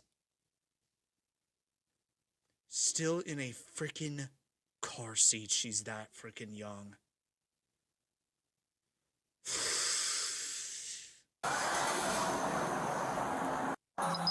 That's not it, baby. You can't do it that way. I was standing at my car. When I was standing right there, they didn't tell me to go to the car. Then when they told me to stand at my car, I was at my car. At the end of the video, you will see I was standing at my car. I don't know why he's sitting up there screaming and hollering like he don't know why he's going to jail. He's just making a scene. He's making a scene. That's all he's doing. He all right. He's probably in jail right now smiling. Listen to what you tell her. So I get back, and I was back, and then they told Look at her trying to twist the truth to get out of this. me to go stand at my car, and that's where I was, at my car. I was standing at my car, and that's where he got me from, my car. She's not listening to you, bitch. She's watching the evidence that proves you wrong. That's what's wrong with them. They taking him to jail. You angry, you're mad, you're upset because they taking him to jail. But the thing is, I was at my car. Listen, baby, the thing is, they wasn't arresting you. They wasn't getting you for no traffic stop. You made your own self in this bullshit. Stand at my car. I'm locking into this narrative because I've got an IQ of 2. Stand at your car, what, screaming and hollering the way you were doing just then. The offense was committed when you told my police officer no. I can rush you at any point during that time. If you think it's a good idea to tell me to off, you're going to realize what we're going to do with that. We're not. When the cop and your mom are against you, you know you've screwed up. You dumb, jellyfish-looking bitch. This is a no bullshit law enforcement style action.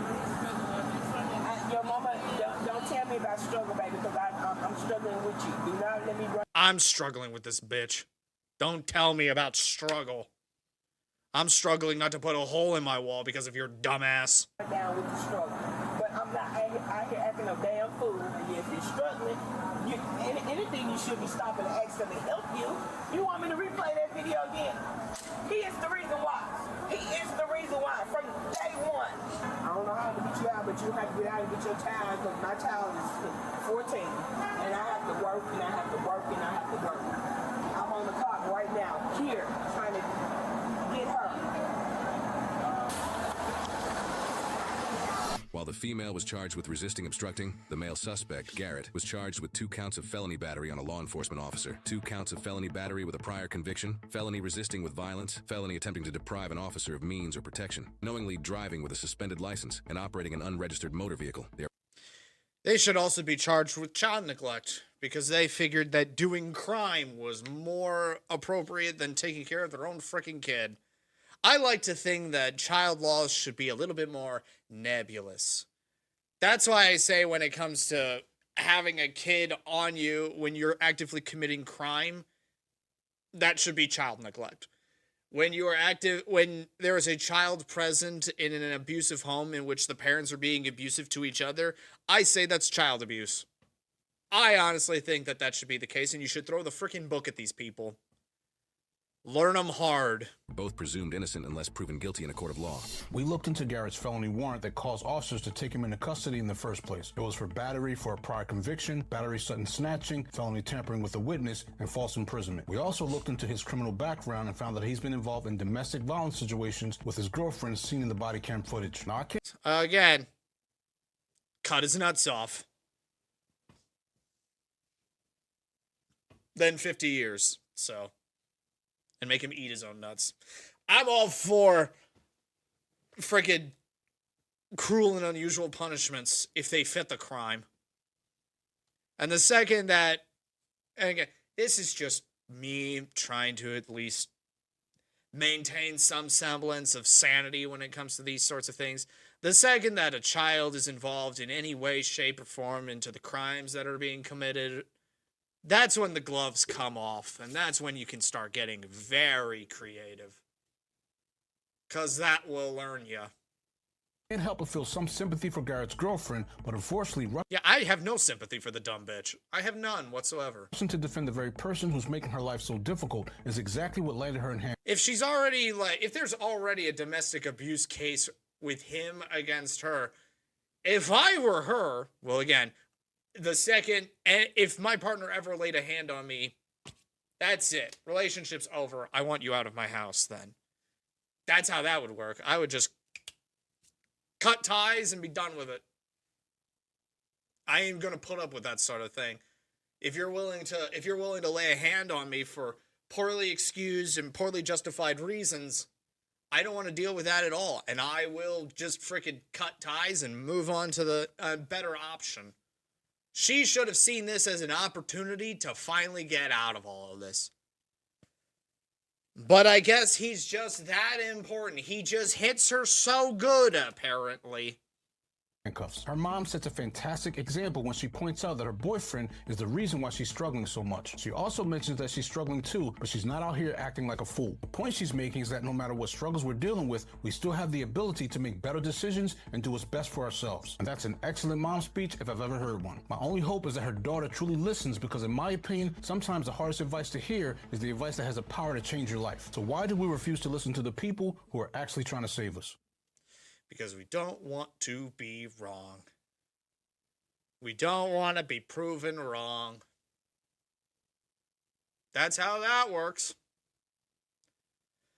Typical Gen Z mentality. The world is against me, and I must fight tooth and nail so that I'm right and they're wrong. Frickin'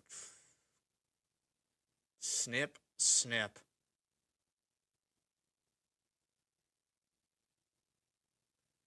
We'll get one more from each of these, and then we'll get right into the Mario Kartin. So let's see what ones we could.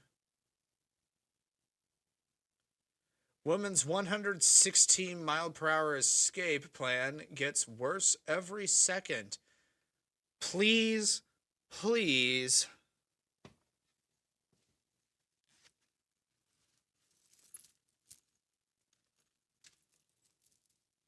Please, for the love of God, don't let there be a kid involved in any of this, because I will throw hands.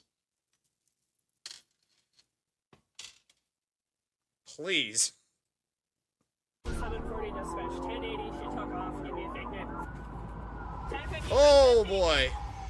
Officers are chasing this silver SUV after its driver gives a fake name during a traffic stop. But as they fight through traffic to catch her, they will soon discover that the false identity is only the beginning. And there is a far more serious reason she is so desperate to get away. Drugs, probably. Drug mule. Hands! Do it now! Crack that window open. Around 10:58 a.m. on November 14th. The rosary's doing just fine. And it has been officially blessed, so it is legit now. 2024, a Germantown police officer observes this silver Ford Explorer traveling on I-41 in Washington County, Wisconsin, with suspended registration. Again, just like the last one with the expired tags, it's always the small details that get you. While its owner also has a suspended driver's license. That's a bit more of a major one. But as the officer initiates the traffic stop, it quickly becomes clear that the situation is not going to go the way she expects. And we're partially in traffic. Pull further onto the shoulder, please. Pull onto the shoulder. We're not gonna sit in traffic here. No! I'm gonna stay right where I am! Because I've got all these drugs that I need to deliver and I don't have time to deal with you!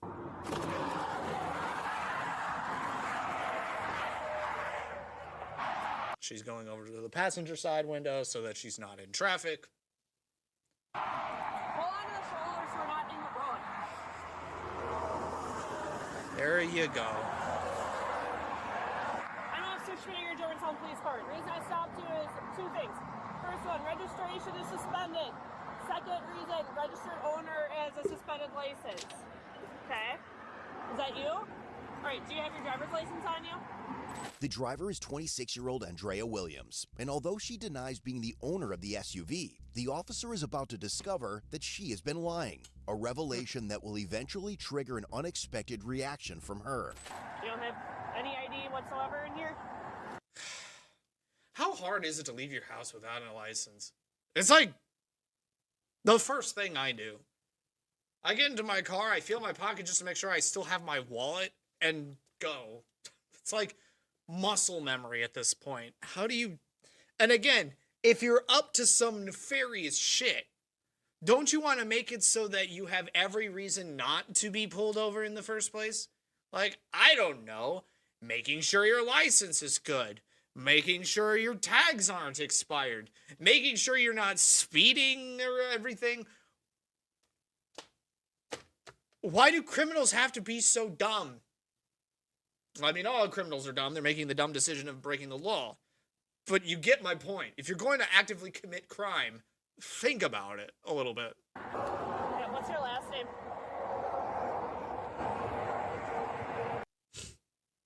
That's not your name at all.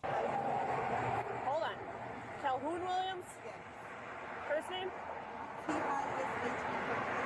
Tisheka? Notices... What was that?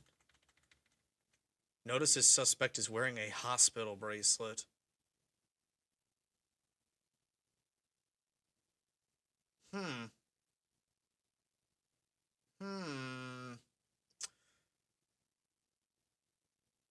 Well, what could that mean? Just pull your wrist over here. Just hold your wrist over here. No, let me see it. What? Because you're giving me a name. No, look at that. Give me the hospital bracelet. Give me that. Oh, the hospital bracelet has her name, actual name on it. She just gave the wrong one. There's the proof.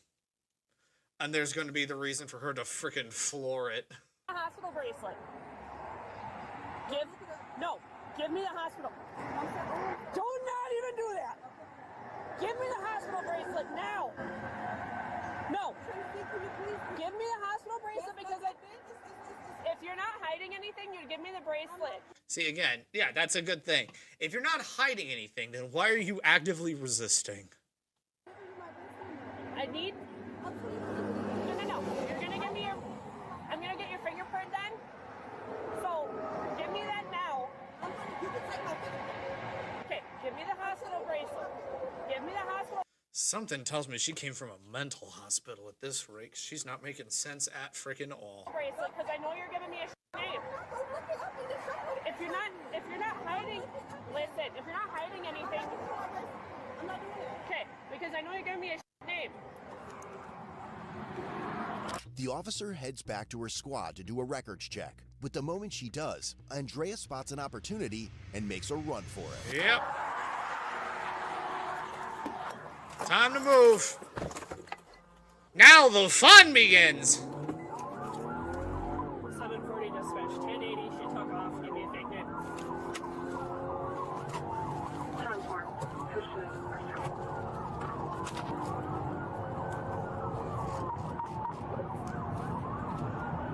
740 on pursuit, northbound 41, approaching Price South. As backup officers rush in to assist with the pursuit, none of them realizes that Andrea is about to leave far more damage in her wake than any of them could have imagined. Fishtail! Move over, you idiot. Get out of the way! 740, just confirming you're still headed northbound. Affirmative, approaching Bullet Hill, lane 3, speeds 115. She had a hospital bracelet on with her real name. She gave me a fake name, refused to give me the bracelet. 251 pursuit, I'm gonna try to spike start the split.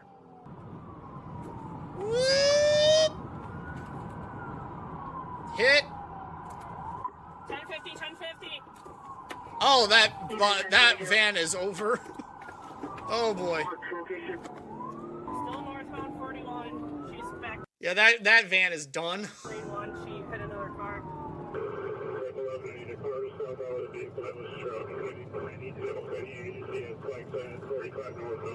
Continuing northbound from Yeah, she can't let this bitch go. Traffic is light. Mildly wet roads. With one terrifying crash already behind them, Andrea continues to flee at dangerous speeds, while officers get desperate to bring the pursuit to an end. As some of them begin growing frustrated with the heavy highway traffic, the breakthrough they've been waiting for will come almost out of nowhere. Woo! This guy is having a hard time right now. There's the van. Clear, start heading that direction. I'm gonna detail fire for the rollover. It's a roll. 740 dispatch, approaching Highway 60, lane 2, speeds 106, traffic is light, roadway is dry. Jesus Christ, guys.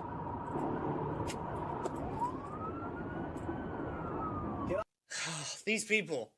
Pay friggin' attention when you're driving. Road.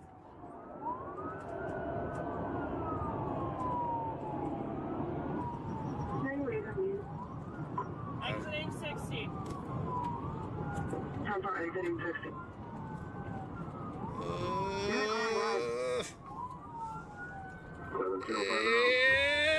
There she goes. Completely trashed her suspension. Probably shot the transmission. That car is done. Do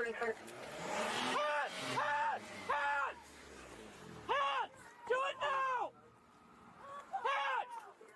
Yeah, just crack it open. No mercy. Stop 60, high risk stop! Out of the ground, now! You freaking dumb bitch. Put the freaking phone down! It's like sudden loss of bladder control and immediate asthma. What is it with criminals and their inability to let their freaking phone go? It's not going to save you. It's just going to incriminate you more because now we know where your priorities lie. Look at how she's cradling it like it's the most important thing ever in my entire life. Frickin' stop. No, do not reach for anything! You're about to get tased! Down! Lay flat! On your stomach! She's pinching it between her stomach and her legs here. She really doesn't want anybody to know what's in that thing. Probably because it's all of her drug contacts. On your stomach! I can't lay on my stomach.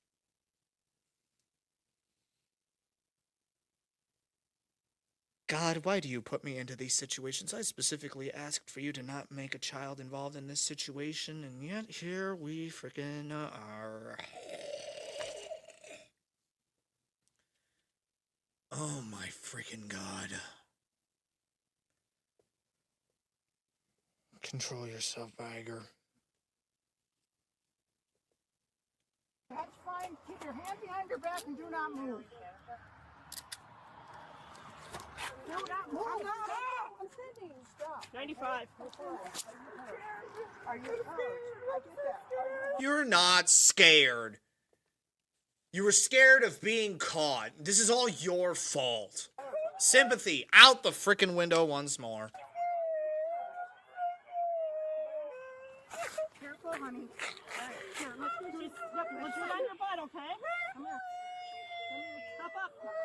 See, if I was a police officer in this situation, I'd be like, you weren't scared enough to not have it so that you weren't putting your own child at risk. Alright, let's just sit up then, okay? Oh, I don't give a shit about her at all. I care more about the baby that she's carrying. That's where my frustrations lie. Hey, hi. Need you to sit up for me. Come stand up. Come on. What hurts? 2 vehicle PI. 1, 2, 3. Let's have a seat. I just hope that she's just lying about the pregnancy for sympathy bait. I hope that's the case and that there actually isn't any child in danger.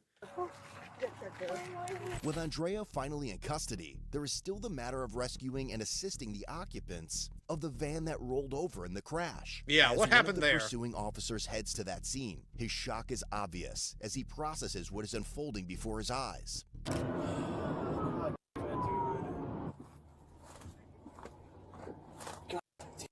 Yeah, I'd be frustrated too. It's like, one person did this. Put an innocent person in harm's way, and this is what they have to deal with now. Insurance is going to be a freaking nightmare and probably won't cover that, even though it's not even his fault. 746 dispatch, I'm at the PI rollover.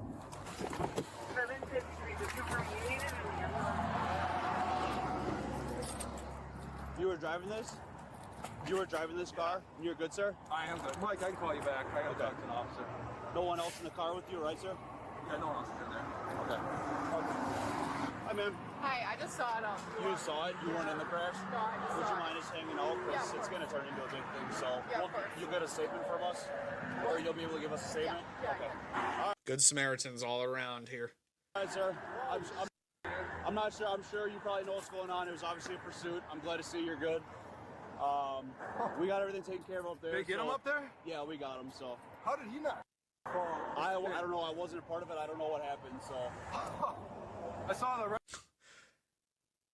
I like the narrative that he's thinking that it was a man driving because only a man could recover from something like that.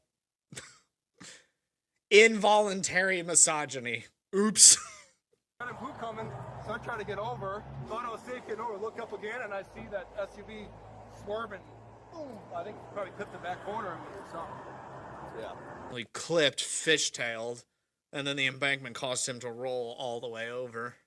Oh, shit, man. All right, man. I appreciate Yeah, it. the adrenaline is kicking in, and he's going to be sore in the freaking morning. You got a driver's license on you by chance?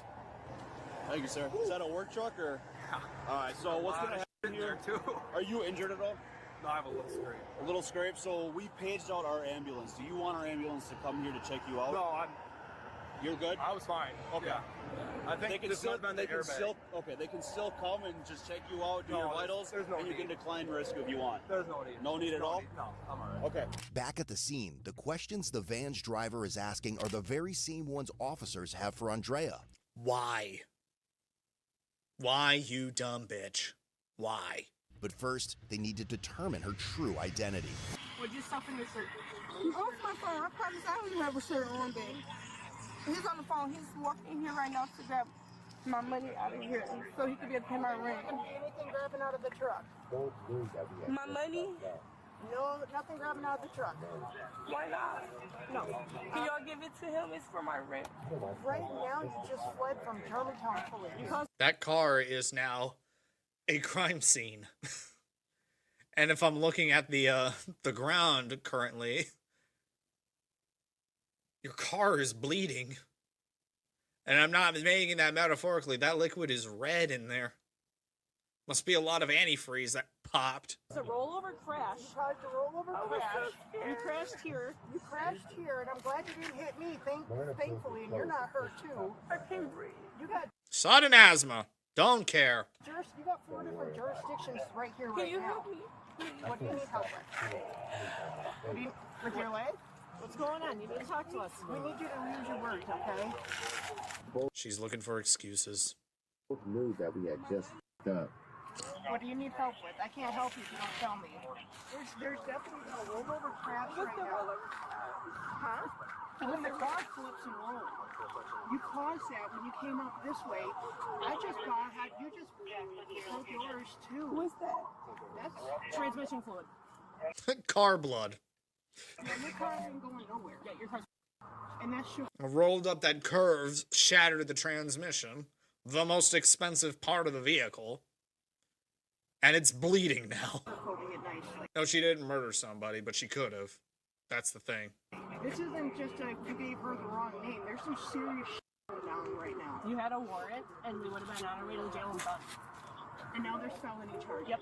So we're not going to ask you any more questions because you're in custody. You're not free to leave. I know. She can't freaking leave. So, but right now, more importantly, what's hurting you? We're having the ambulance come to check you out. What was that? My chest. Your chest hurt? Is that from the Call seatbelt? my mom, please. No, not right now. Did you hit your chest on the steering wheel? Yeah. Okay. Okay. Can I ask you why did y'all get behind me? Because you're criminal scum. Because my plates are not suspended or anything. Yes, they are. How? Because you didn't pay for them. That's how they're suspended. My plates shouldn't be suspended. Probably emissions. Emissions? I don't do it. And you're suspended. No, when? I Now. just got me a new license. End of October. I just... Don't want to miss that. Yep. If you have red light coming to the rollover, they can hit her spine. She was still trying to drive, so I tried smashing the window. And she had a hospital break. Ah, the squeaky body cam or code blue cam fist bump. So I tried smashing the window.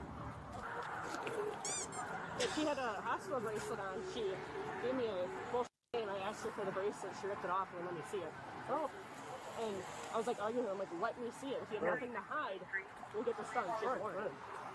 So I'm going to be searching your car right now because you're under arrest. Is there anything that I need to worry about? No? Drugs, guns, needles? All three. Bombs, grenades, nothing? Both of those as well, just for good measure. Hi, you good? Yeah, I get it. You weren't involved in the crash though, right? Okay, perfect.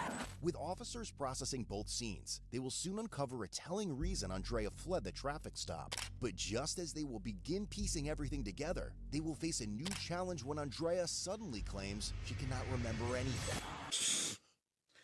The classic let's play dumb tactic. It's not working. I think there's a stack of 20s. That's what I was saying. I forget what the amount of something is. 413-226. Were you going to take it or am I going to? Yeah, it's not going to be done. It's just a huge stack of 20s. We can release her later because she seems disoriented. I don't feel comfortable letting her release somebody. See that you have a large amount of money in your center console. This officer has his body camera on as it's been on. He's going to put it in a bag. It's going to be taken to the police department and inventory for safekeeping. When you're out of the hospital and out of jail, you can come pick it up. So y'all can put me in the jail? No, because you're obviously injured and in need of medical attention. Then once we get the medical attention sorted out, then you're going to jail. And I don't know if you have the right mind to release it to somebody. I do have the right mind. Well, I do have the right mind until I need to forget everything just so that I can try desperately to avoid being held accountable. with all this going on, you're in neck collar, I don't feel comfortable. We'll go to the hospital, but just your take me money... to jail so you can give me my money. I need my kids. So now all this... I'm telling you my need medical kids. clearance at the hospital. You're just involved in... My kids are only matter when they're convenient for my own self-preservation because I am literal scum. I don't want to go to the hospital. Can you please just give me You were in a neck brace, you dumb bitch. You're going to the hospital. money, please, sir? No, I don't know how this happened. I don't know what's going on. She has no shirt on underneath that hoodie. I don't understand the fashion logic here.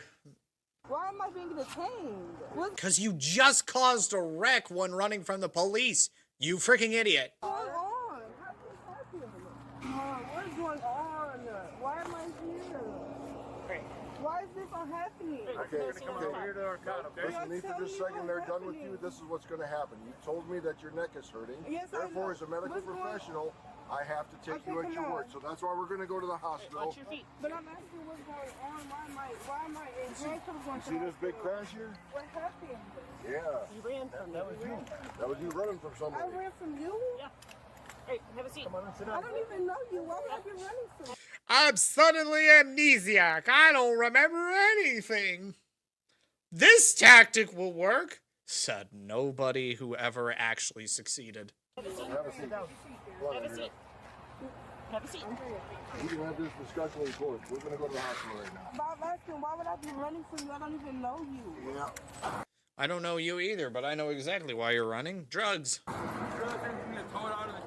Yeah, so I just called the toll. You ain't gonna be able to drive that out of there. No, I'm saying I have a ton of inventory. Oh, yeah. Let's get to a hospital today, so my coworker's coming with another van. He was heading to deliver stuff to a hospital. This bitch is depriving medical care for other people. 50 years! I was gonna say. Probably one is upright. Yeah, so I called the toll. They're gonna come. They're getting it upright, and then hopefully your coworker's there by the time. Where are they coming from? He was in Glendale. Glendale.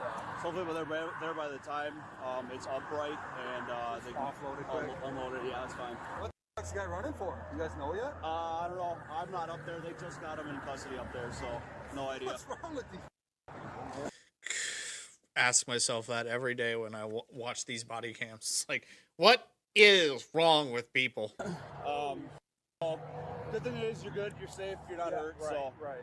All right. And then, I think he's gone now. A random guy in a pickup truck came by and let me out. He came out. I was laying on the horn. Get me out of here. Was he like, did he smash the window for you, or? No, he tried to get here.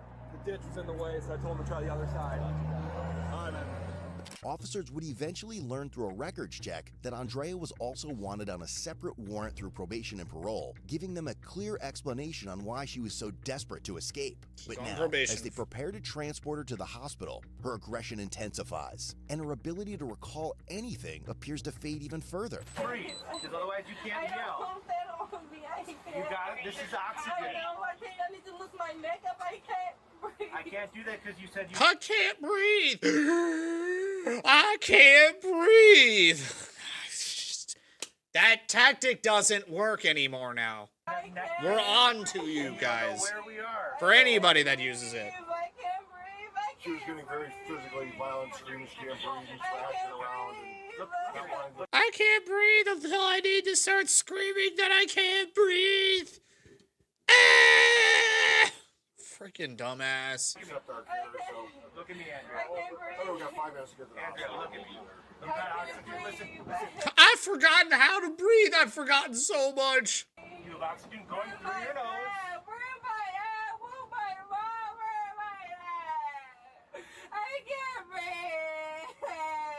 Lock her up into a mental institute. She has forgotten literally everything. She's beyond help.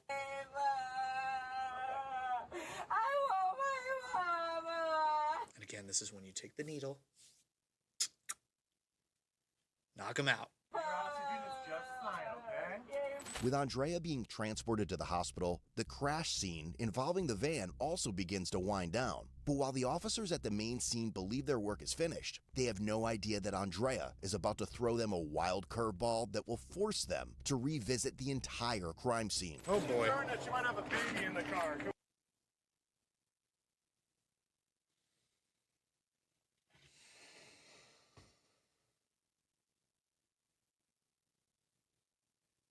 Please tell me she is lying. Please, for the love of God and all that is holy, please tell me she is lying. Force them to revisit the entire crime scene. She's concerned that she might have a baby in the car. Can we just clear the vehicle real quick? Where would the baby be? Somewhere in the vehicle, she said. Hold on, man. Hold on. Matt, I want you to go to the car now, too, because she's saying that there's a baby. A baby? A baby. Living baby. A living baby. In this? Yep. So. I mean, I went through the back, and I didn't hear anything moving. Okay. You told me to let it down? Because it is slippery up there.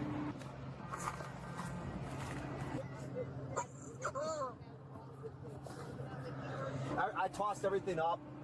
There's nothing.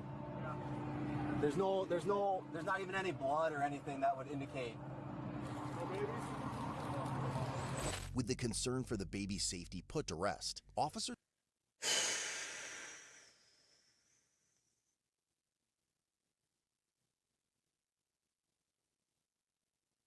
Still tire tubes, anyway.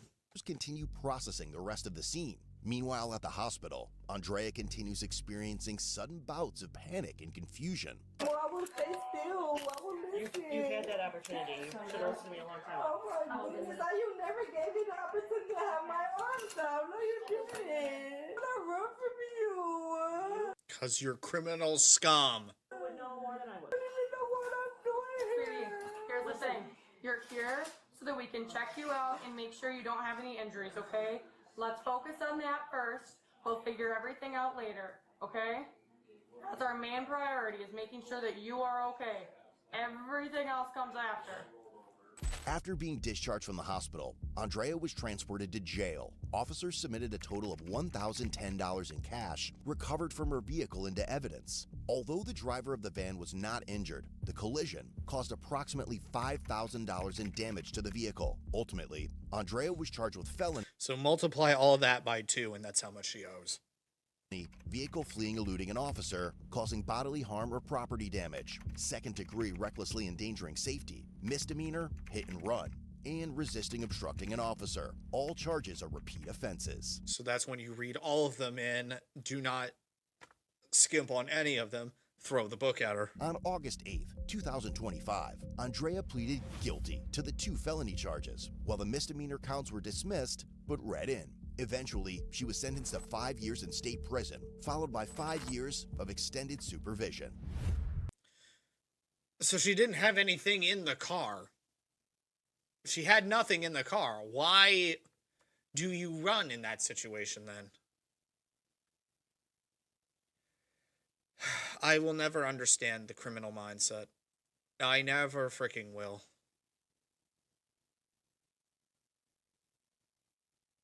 Okay, we gotta look at woman plows through store while fleeing. I know, another woman driver. Shocker, I know.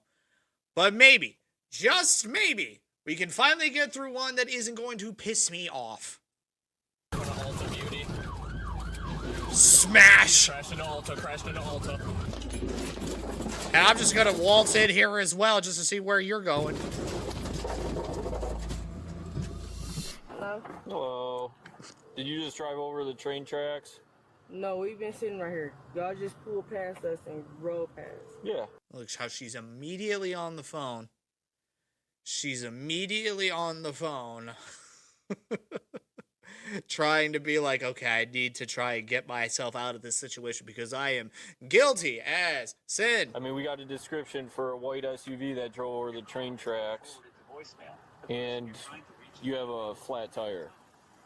Yeah, we got a flat tire now because we just tried to pull over, but that was not us. Whereabouts are you coming from? Whereabouts are you coming from? Open that book. Step 1. Bladder don't work. That should almost just be the tell. Whenever you pull somebody over or investigating crimes and everything, if your suspect or detainee suddenly needs to use the bathroom, guilty. Throw them in. Hey, babe, I gotta pee, and we were trying to pull over, and we got pulled over. We're going to be out with that possible vehicle, Washington, in a second. I have a plate for you when you're ready. Just be advised, it does have a flat. They're trying to say we sped off at the train tracks. Ma'am, it's kind of like a yes or no. Uh-huh. It's kind of a yes or no. Did you drive over the train? Did you drive on the train? No, I didn't drive over the train tracks, but I did slow down and put my brakes on so we could park right here to go into pee. Ma'am, this is a parking garage. Your story is not making any sense right now. No, I get you there, but... No, I did not. Let me finish.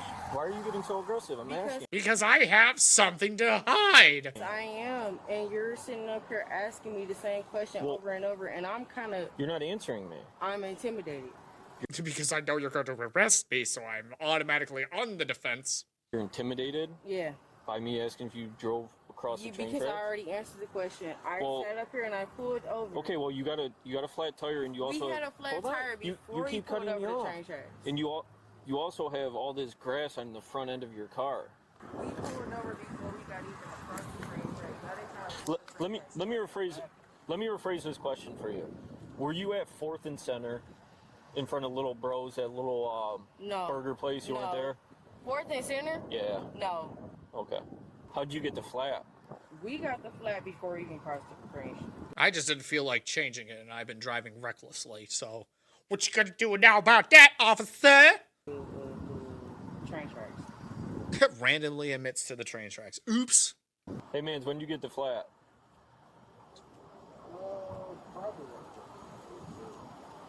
Doesn't Listen, man, finish the sentence. I I'm so out of it right now, dude. I'm so high as a kite over here. Ugh. I want you guys to get home safe. I hear you, bro. I'm just trying to figure this out, man. We got a BOL for a white SUV with that drove on the train tracks, man. So when do you guys get the flat, bro? I've been on radio. So Where are you guys coming from, then? here. Where's here? We parked here. Yeah, where are you coming from? Here. Did you not listen, officer? I mean, I haven't been listening to anything you've been saying. You want to answer that? Because I don't have time to have this. Hey, Plitz, are you good for a sec? Yeah. Yeah. Front driver's side's flat. She said that they didn't drive on the train track. They said they noticed it was popped, so they just pulled over here. So yeah, what I'm seeing that they're talking about driving on the train tracks is not like driving over the crossing.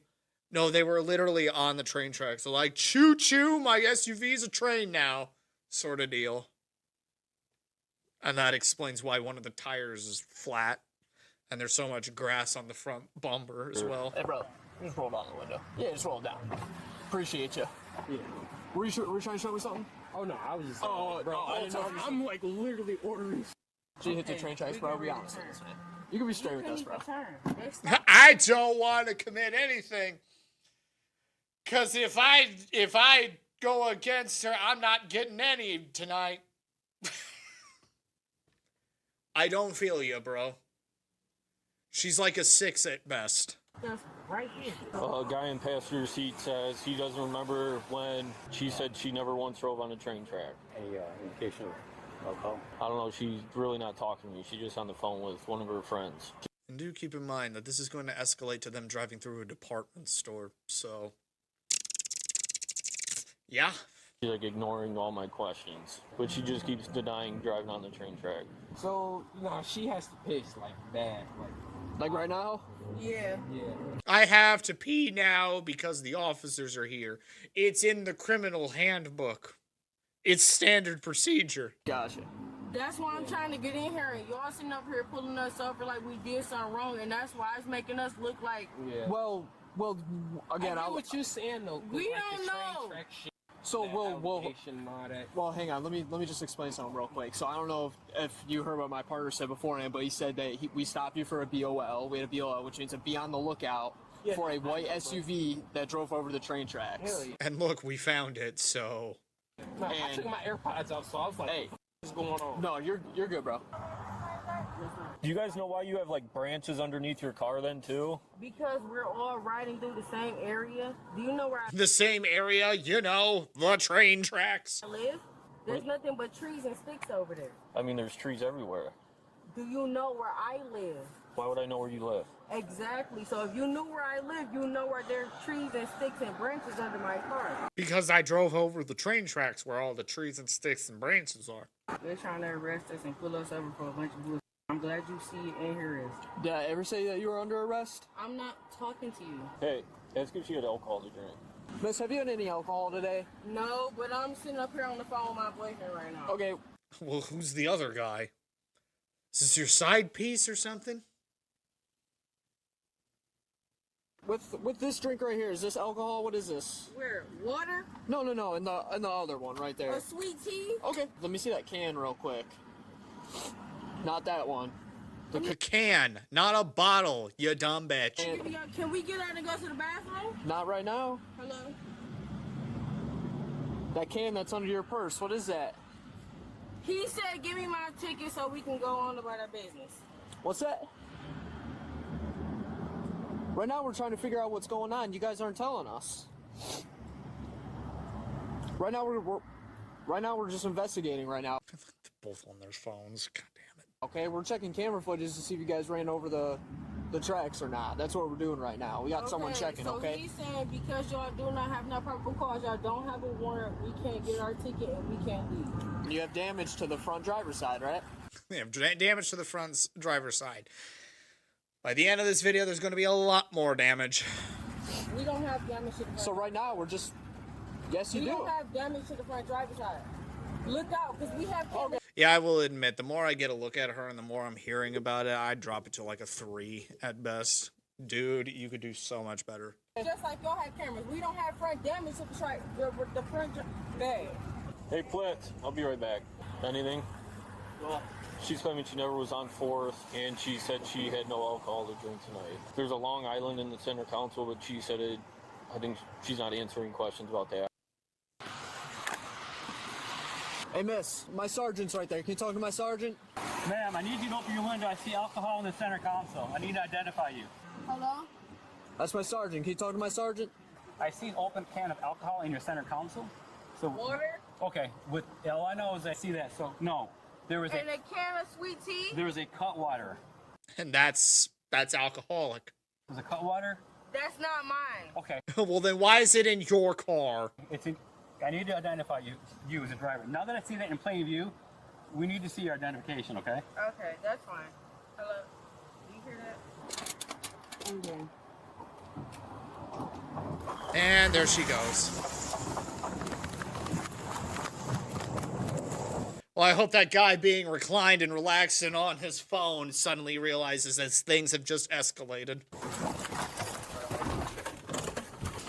Your 2 out of 10 is currently calling the shots here, bud. 3 from 7, that vehicle's taken off. Let's go northbound Washington through the red light.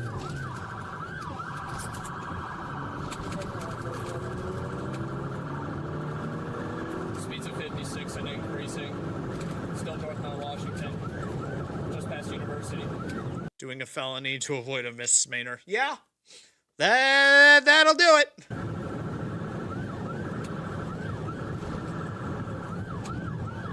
Vehicle's braking for the red light. It's turning into the middle school right now.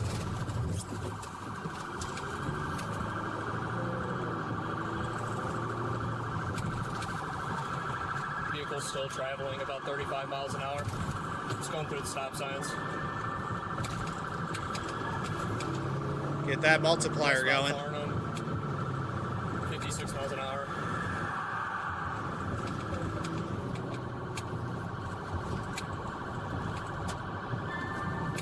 Still westbound Farnham.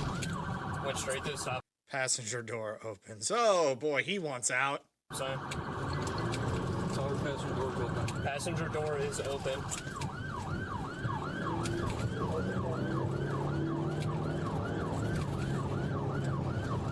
This is a classic "this bitch is crazy" moment this guy's going through. Still westbound Farnham through Lockwood. 54 miles an hour.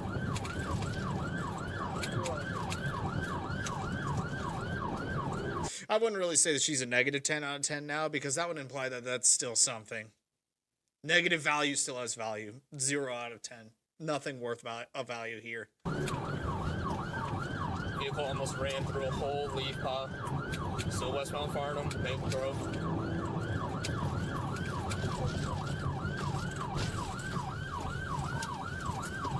Southbound Oak Ridge, she's at a dead end. That's not gonna stop her.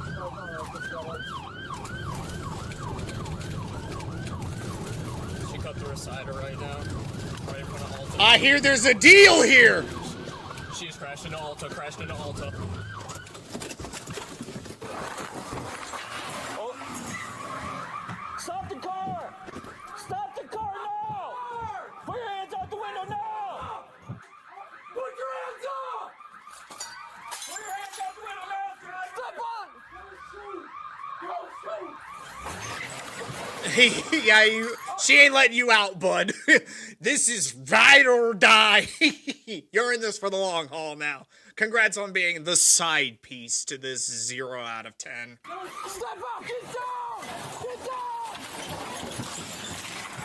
Back up, back up!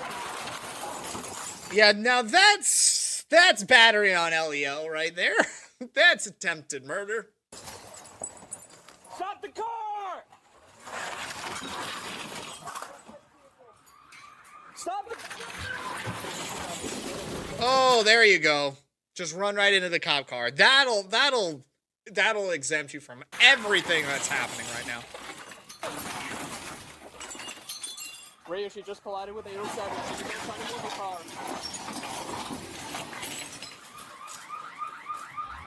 Stop the... Oh, that's a... I know you're trying to tell her to stop. I know it's part of your training. What the heck is she doing? Can't you tell? She's running from the cops.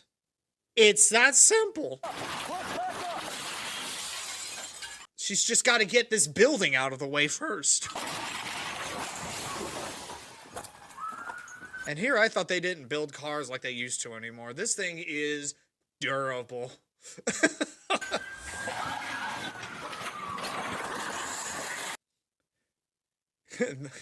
The Subaru, it can take down an entire building and keep on going.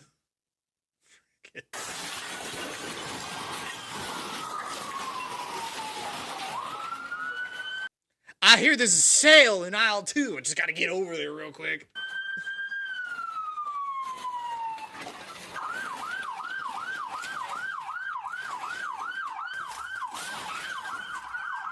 Yeah, again, they've just stopped trying to tell her to stop. They're just like, back up, back up.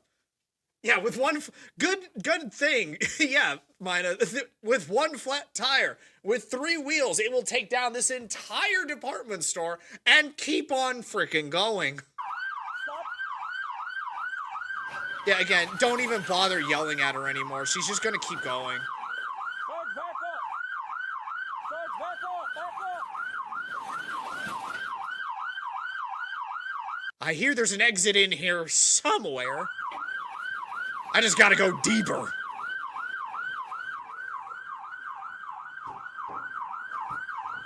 Just think back to that one girl that lit part of a Walmart on fire because she let the intrusive thoughts win and she owed basically Walmart $3 million in damage. I'm curious how much this bitch is going to owe for intentionally just doing this.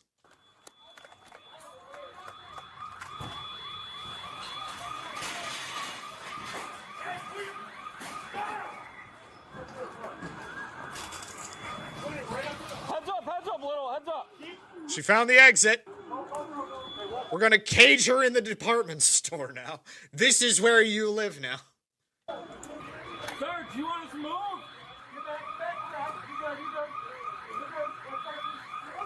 We've caged her in, seal her up, lock her in so she'll starve. This is the best course of action.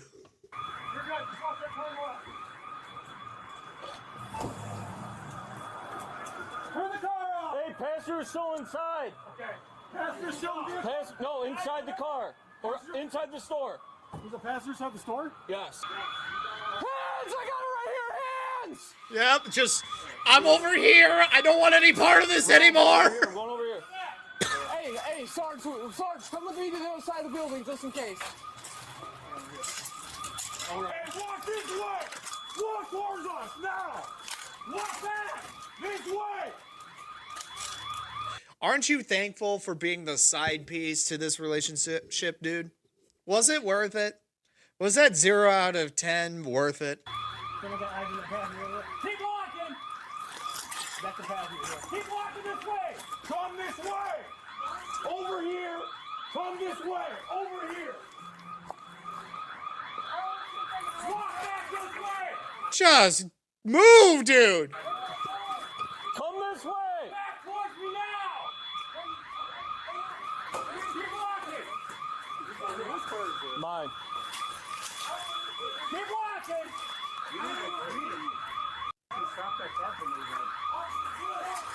Keep coming. Come outside now. Come outside now. Come outside. Sergeant, he's coming. He's coming. Step out now. Hands. Okay, I'm good. Get down. Get down. Just comply! No. It just arrived to this mess.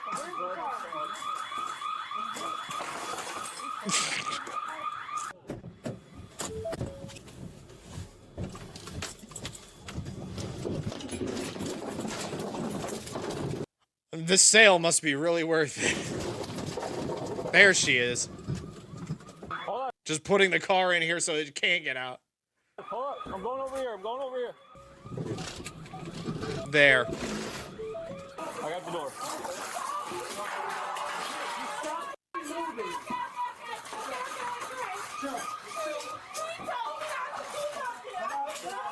He told me not to do nothing, which means he told you to do something. God, I love double negatives. No,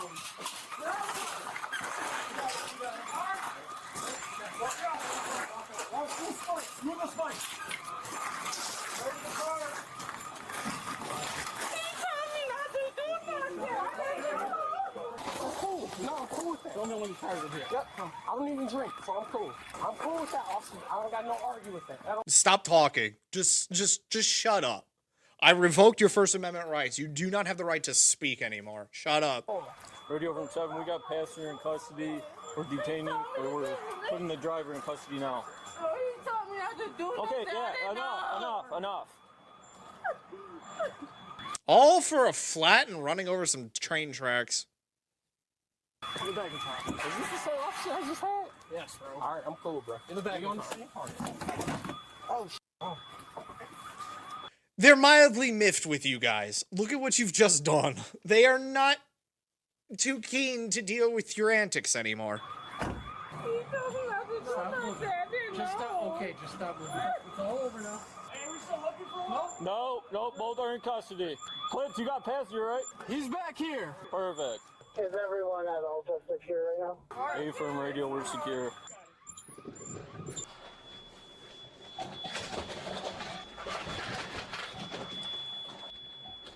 Just get car out.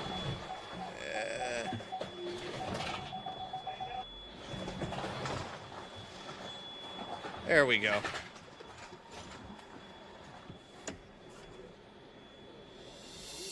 The male suspect, De Niro, was issued a citation for open intoxicants in a motor vehicle and is presumed innocent unless proven guilty. Yep, you could get that for having an open bottle of alcohol in the vehicle. If they can reasonably prove that you were drinking out of it, that's probable cause right there. So, in a court of law, the female suspect, Katrina, was found to have a blood alcohol concentration of 0.21, over double the legal limit. So she was drunk. She was charged with her second offense of OWI, felony malicious destruction of police property, felony malicious destruction of property under $20,000. Well, I would hope that she did at least more than $20,000 worth of damage. Felony malicious destruction of a building over $20,000. 2 counts of felony assault on a police officer. Yeah, because she tried to run him over when she was trying to back out of the building she crashed into. And felony third-degree fleeing eluding. She took a plea deal, pleading guilty to all charges in exchange for a sentence of 1 year in jail and 3 years of probation. She will be released back into the public in March of 2027. Katrina was ordered to pay $258,563 in restitution. That's the end bill right there. Her antics cost her nearly $260,000. I mean, Ulta's nowhere near the level of like Walmart property damage levels and everything, but you get my point. Yeah, $250,000. Hope it was freaking worth it. All you had to do was just listen. Yep. $233,164 of that goes to Ulta Beauty, and another $25,399 goes to the city of Royal Oak, Michigan. This debt could potentially follow her for the rest of her life. And following bankruptcy doesn't necessarily give her an escape hatch either. Restitution imposed as a part of a criminal sentence generally can't just be wiped away through bankruptcy. And to think she could be almost $250,000 less in debt if she simply complied during that traffic stop. So ask yourself honestly, whatever you're trying to avoid in that moment, is it actually worth what you could be creating for yourself for the rest of your life? It's never worth it. It is never, never, never freaking worth it. That makeup is still expensive. Did you see how much she ran over? Yeah, that cost is going to skyrocket. Yeah, that's going to be a lot to deal with. And all you had to do was listen. As we say time and time again, the best thing that you can do is comply. But alrighty. Ladies and gentlemen, and those of indeterminate genders, it's time.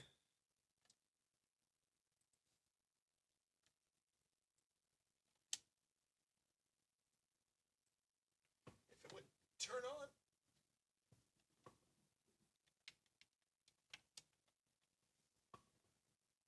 You gonna... There we go.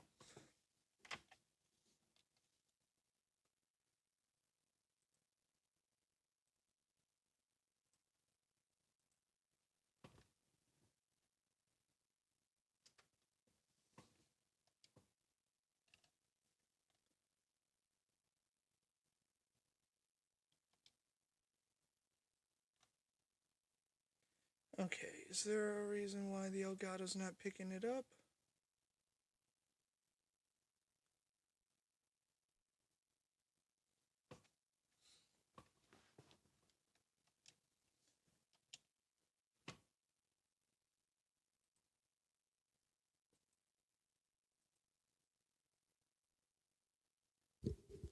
Is there a reason why I'm not seeing it anywhere?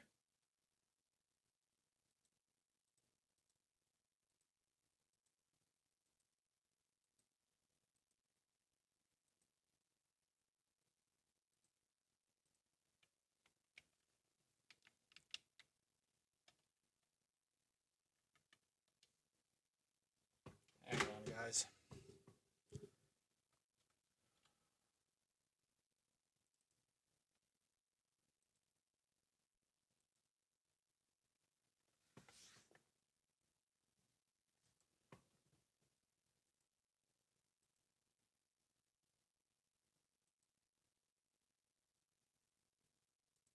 Well, we might be racing. I need to figure out why the Elgato is just not showing up.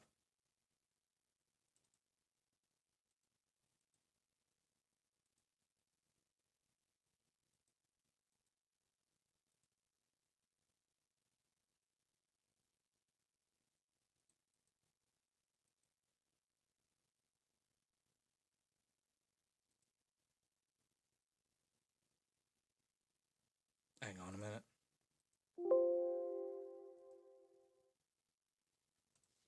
Do I need to update? And that's why it's not showing up. Don't know why. I've got it showing up on my screen right now, but for some reason the stream's not showing up. So I need to see if I need to update the Elgato.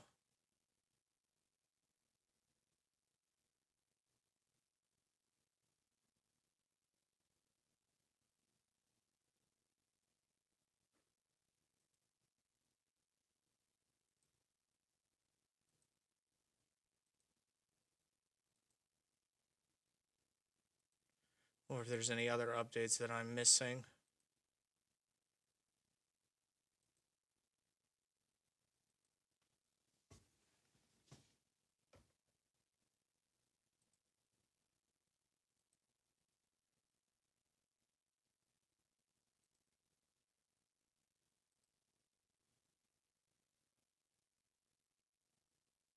Seriously, why are you not working?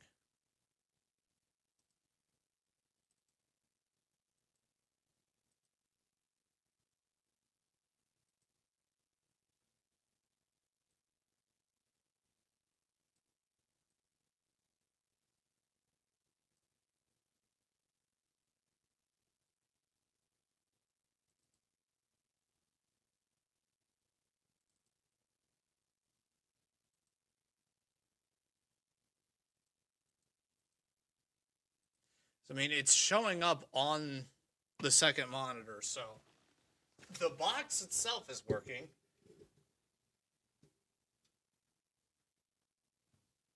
Which means it's all coming through. Why is it not showing up?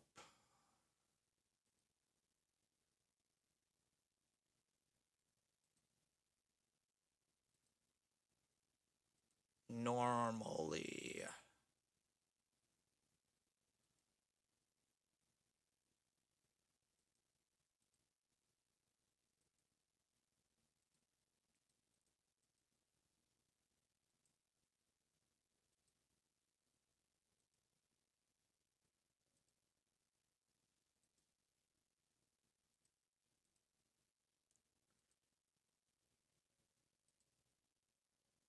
Well, I'm using Streamlabs specifically, and under normal circumstances, it works just fine. Why it ain't working now is beyond me.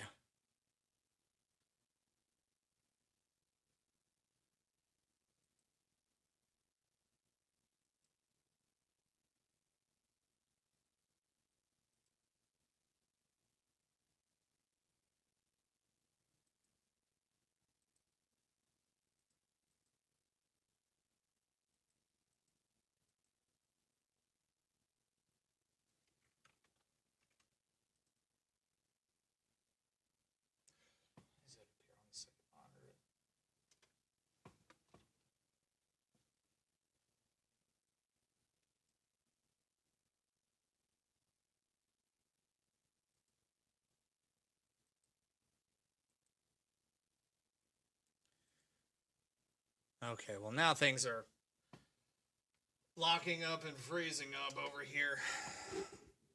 I think I need to stop the stream momentarily just to see what's going on with it. I may need to just turn the stream off and update some things, so see if I can get things working on my end. So bear with me. I'm going to go offline for just a moment and then see if I can get things working, because most of the stuff you can't finagle with in the middle of a stream. So give me one moment. I'm going to stop things and try again. So see you in a little bit.